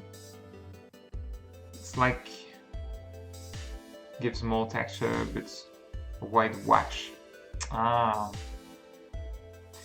I see. So yeah, it's quite flexible, isn't it?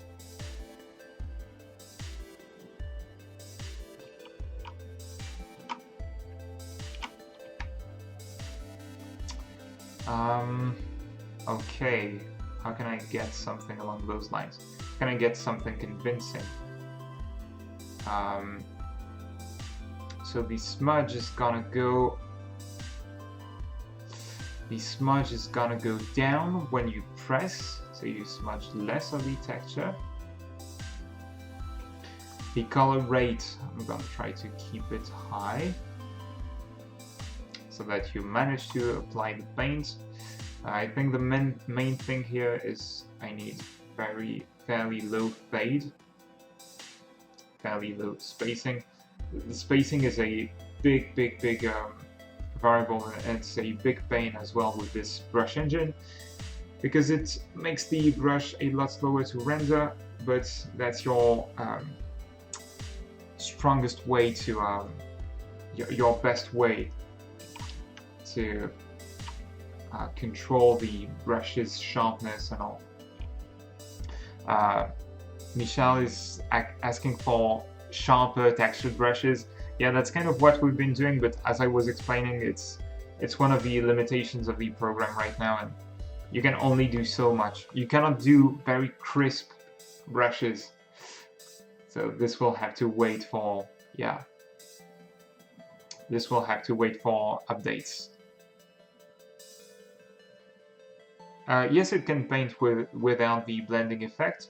I guess you have to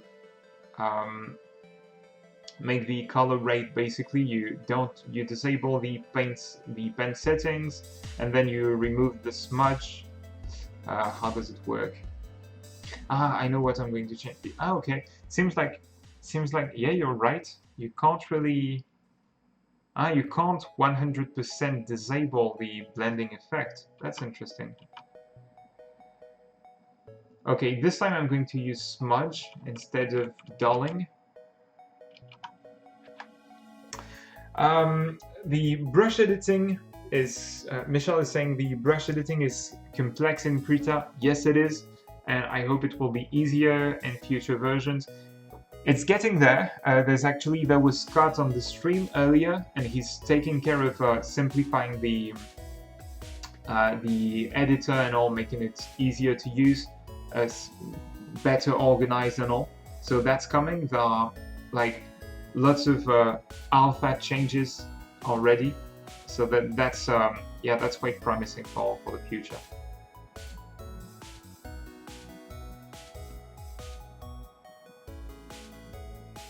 Okay, so we're doing an oil brush, right? Not oil brush. I'm making a acrylic brush, right? Yeah, with smearing, I forgot that it's going to smear the texture as well. Gotta think about that.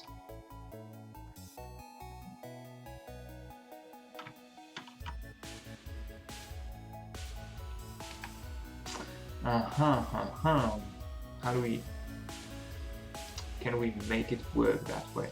Maybe we can get some interesting effects. That's... let me see. I have to think, but it's hard to think at the end of the day after a long week of work.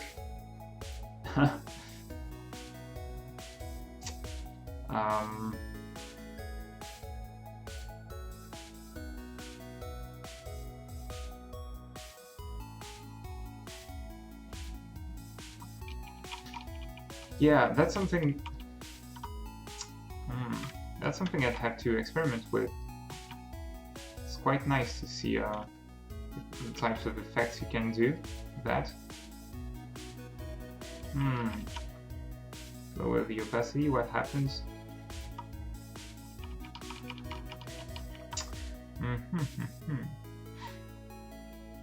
Okay, so Scott, you've already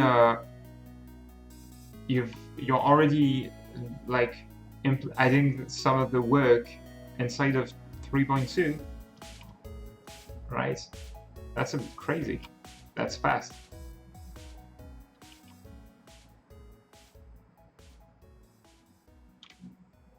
Like this one, the ability to smear the texture is it's quite nice. That will take some you know, experimentation, but I think you can achieve, because in specific instances you can kind of use that to enhance your composition or add grain to your textures and all, but still make it a bit blurry or something like that. I'd have to use the right texture obviously, but you know, you can.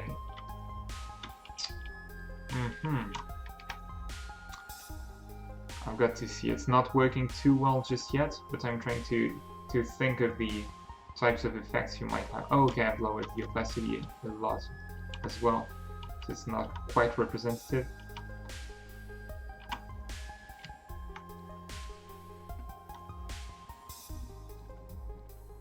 Will it be possible now or later to have non-square pixel ratios? That's interesting. And I don't think that's something that's planned or whatnot. That's not yet. There are so many. It's over midnight in Taiwan, so have a good night and see you next time. Thank you for joining.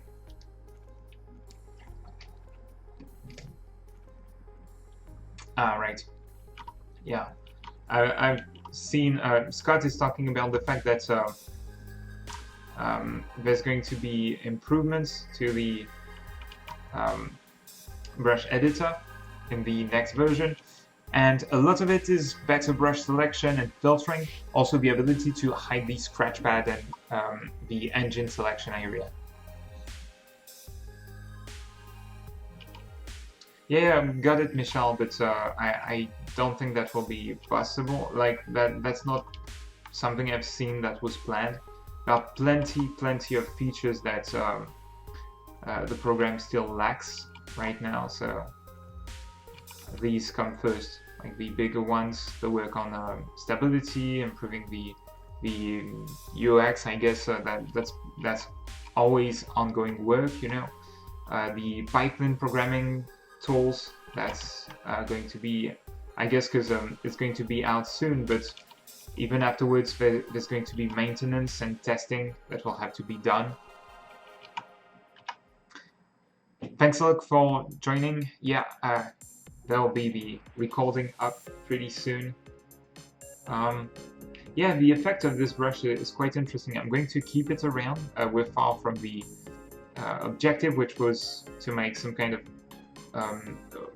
acrylic type of brush, but at least got something that produces very strange effects, and I want to experiment more with that after the stream. Let me see if I cut off the brush. I get nope.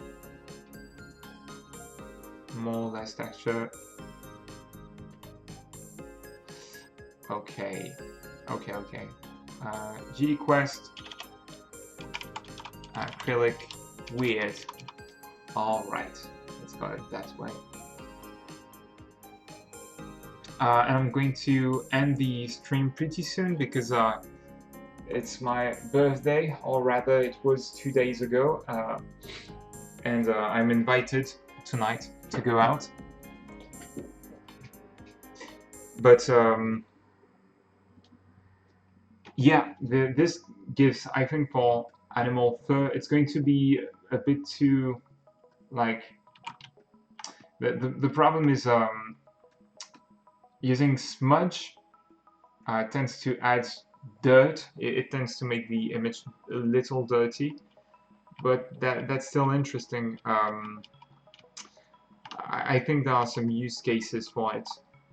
Gotta see. Again, that's part of the things, you make the brushes, but then you have to test them out in production. And yeah, right now on Krita, the biggest changes are that are upcoming are with text and vector. That's going to be quite useful as well, because Krita's vector tools are interesting. They just lacked a bit of love or something like that in the past, I guess, few years. It's not been touched for a long time. Are there any other brushes you want before I leave? Yeah, thank you. Thank you, I'm getting old now.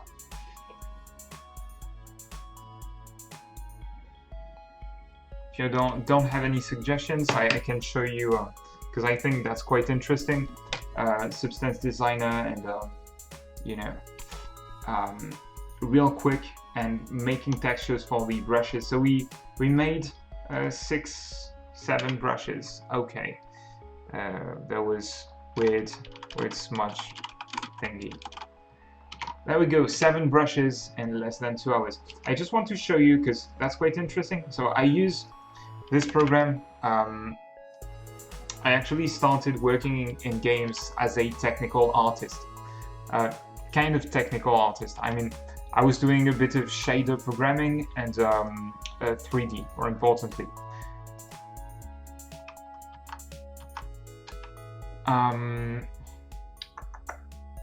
Now I have to find a good file. Where did I put them? Maybe in my... do I have them here? Hold on, I'm going to put this on the screen. Nope. I have to find that.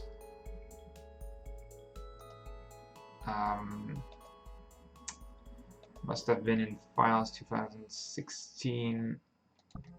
Hold on, what's the file extension already?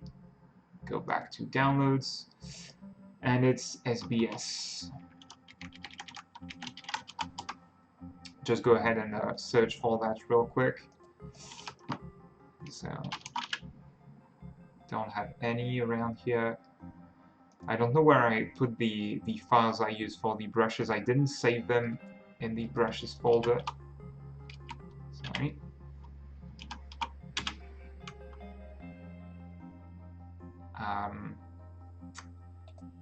Yeah, but I think that was only for the leaves.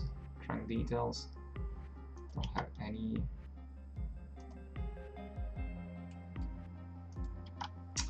No, that's not what I'm looking for.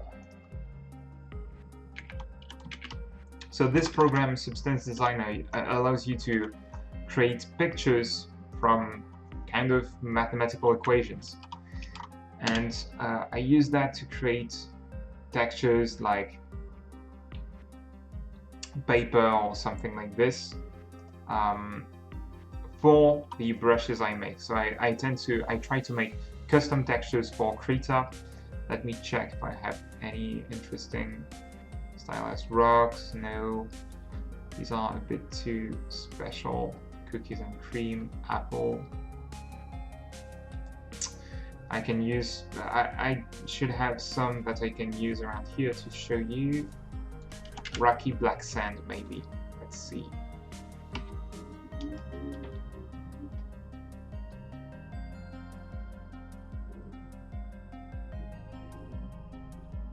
Okay. All right, that's a pretty big document right there. But basically, you have a texture down here that's 100% generated with math, basically. So it's a node-based system where from node to node, you just process the texture and try to, get some specific output.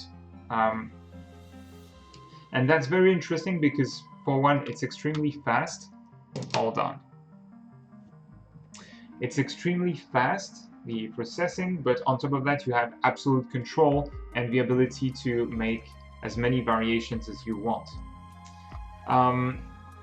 So for example, I have that sand texture, and this one is quite complex and it's really interesting. It's called black sand. Yeah, and you can see you have tons of details, and that's why it's so complex. But if you look at my documents, when I create one for Krita, it's a lot smaller, maybe like this. I'm just going to check if I have anything. Okay, these are rock generators. Generate different sizes of rocks, and you mask them out. Erosion.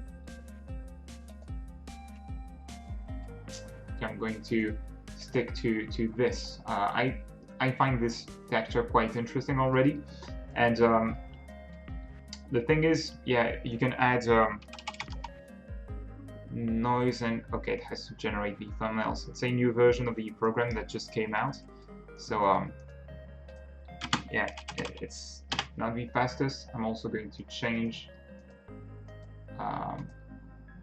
document size because it's a bit slow otherwise. It'll be faster to render with 512 by 512 textures.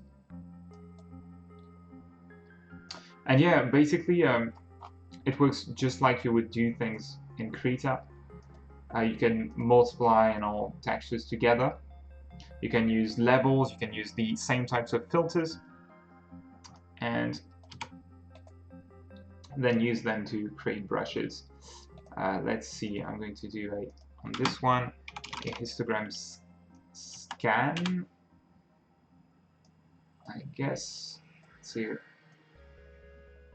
make it a bit more contrasted. Okay. And lower the opacity of the multiply effect. Same thing with view. I want a histogram is range. It's been There we go. So you have great control over, with each and every step, you have very good control over the contrast and the like the actual brightness of the pixels, as you can see in there. And the great thing about it is you have absolutely no loss of information. It's always very crisp, very like I can add filters like levels and all. It's lossless effects, and that's the main thing when you are working in Krita or in any image editing program, really, because in general you download pictures from the internet unless you take your own very high quality pictures.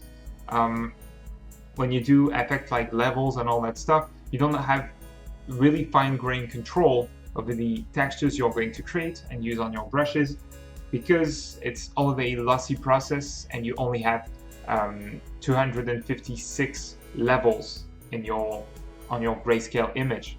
When you take the levels filter, like I have one here, normally when you take the levels filter and you do something like that, you just grab the arrow and take it to the middle of the image, of the how can I say, of the range. You're basically taking 128 levels of your image, so half of the information, and you're stretching it over the 256 value range that you have, hence lowering the quality of the image. This means that you cannot chain filters like I'm doing right there.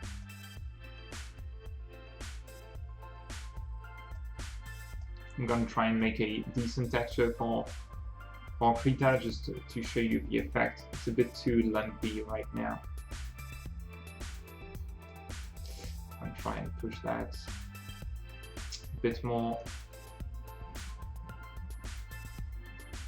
Think about it for rocky effects or snow. That's the type of thing I'm looking to achieve right now. It would need larger lumps, but I'm just gonna go ahead and save the selection. How do I have to add an output, I guess? And we'll call it whatever. What's it called?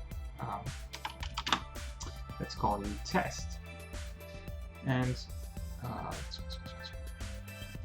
normally I can just, I thought I could, yeah, it's right click now. It's going to be in the base color diffuse. Yeah, seems alright. Okay, I'll just go ahead and export this one. Not the height, I want the test output to be exported so I can save it basically as a PNG file. It will do the trick on the desktop.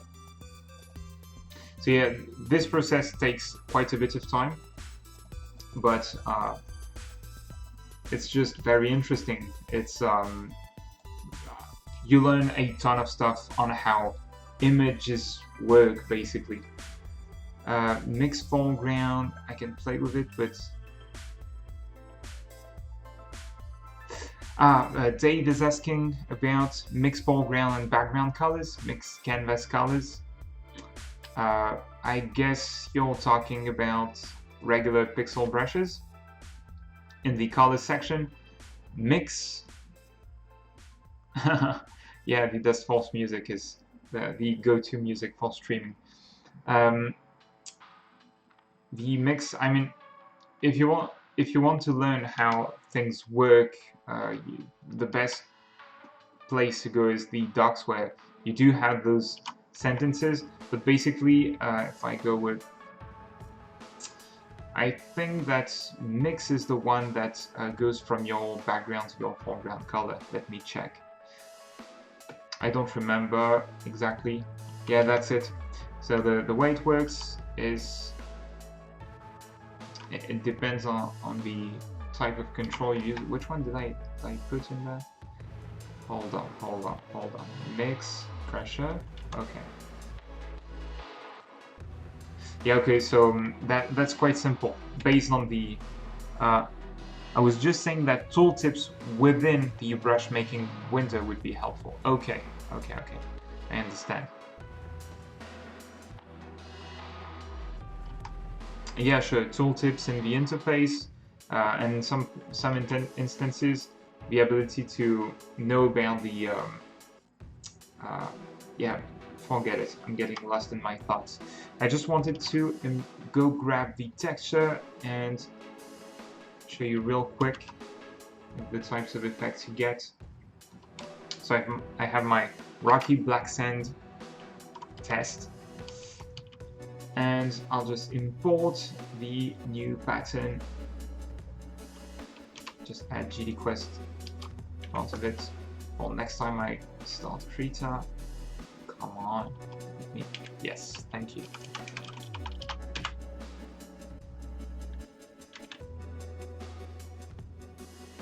Yeah, having the brush editor as a regular docker would have been nice, definitely. But well, that's part of the things. I don't know when or if that's a possibility, if we'll get it or whatever, you know.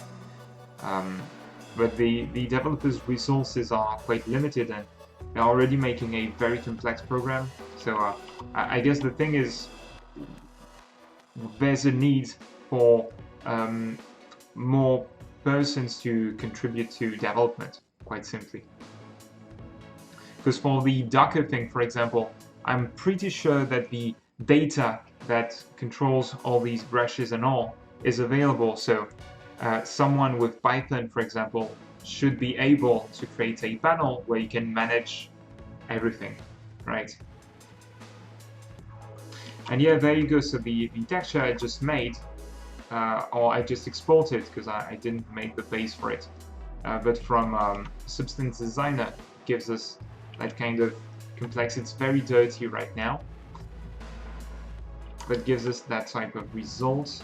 It won't work too well in this document. If I create a new one,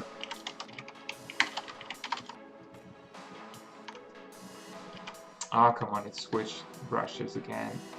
Go back there. There we go. So yeah, you get a very cloud-like effect, and if I combine it with a cloud brush tip, that's not exactly what I expected, but it seems to do the job. So let me see, I'm gonna scatter it just a little bit. And that way we might have another cloud brush on top of that to wrap up the stream, kind of a bonus, more realistic one. I'll have to edit the texture obviously, but might do the trick.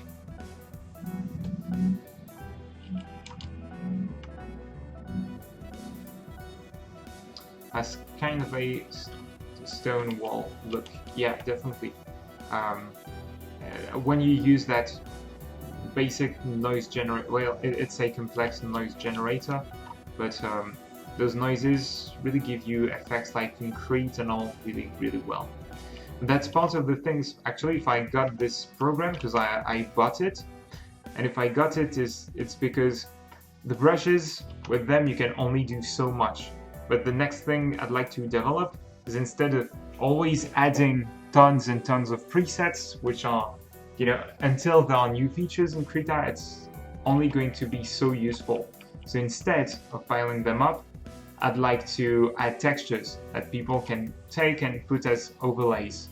The textures that are specifically designed for overlays with variations, very high quality, and the ability to, you know, get them at 4,000 pixels and all.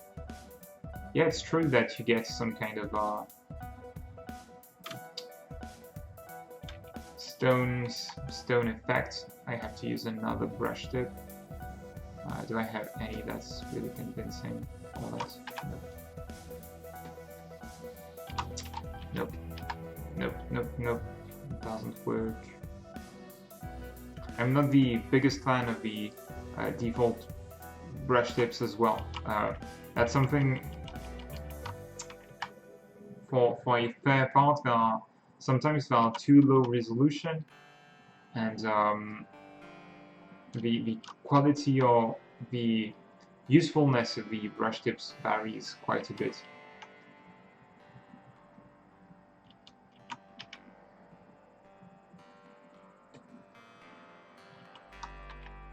This one is cool. This one is cool. When you're making brushes, as you can see, there's a lot of experimentation and you don't know exactly where you're going, oftentimes. Especially when you don't have a very specific... Well, when you make brushes, you want to make them with a very specific goal in mind. I want to solve this problem. So that's all of the brushes you have in there are here for that reason. It's because, for example, I have to save this one, but hold on, I'm just gonna try to get this one to, yeah, I want it to mirror randomly, and I want to give it some, make the pattern a bit larger, make it scatter a bit more, increase the spacing. It's a bit too violent there.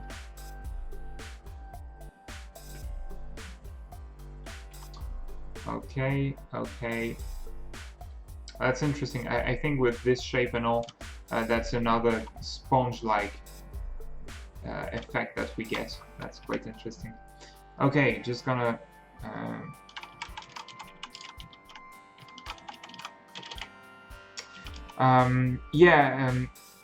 Scraptels is asking, maybe you can use perspective to the perspective transform option to make a floor with that texture. And yes, that's typically the kind of things I'd like to make texture that you can then deform and place in your illustrations.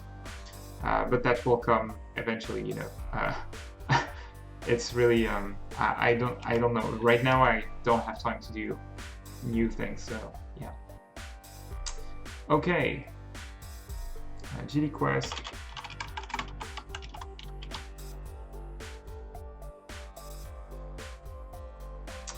Watercolor, sponge, ink, grain.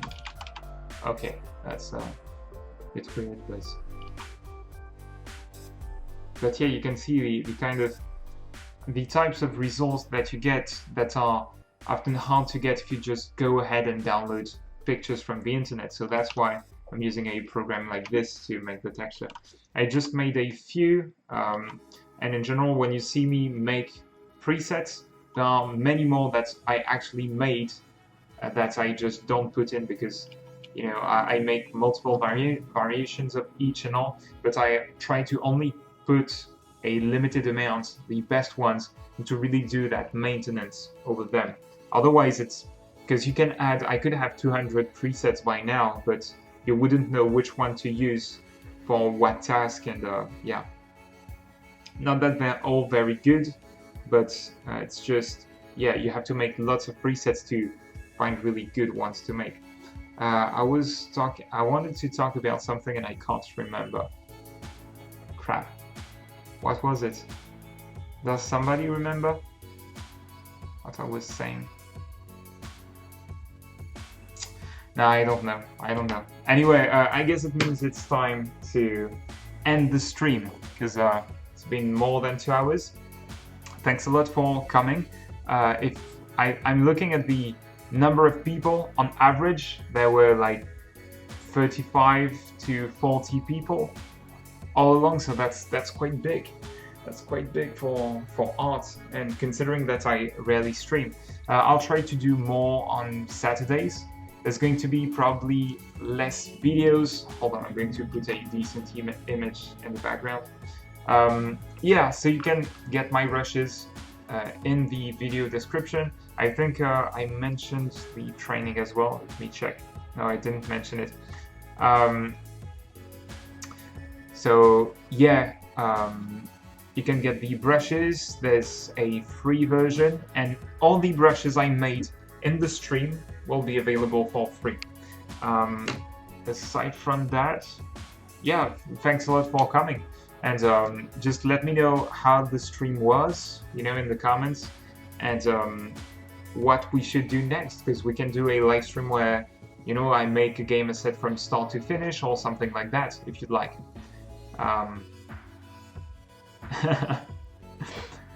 So, thanks a lot. Yeah, and see you in the next one. Yeah, the normal end of the video is be creative, have fun, and thank you for watching. See ya. Now I have to find where I stopped the stream. It's on this. Okay. Bye-bye.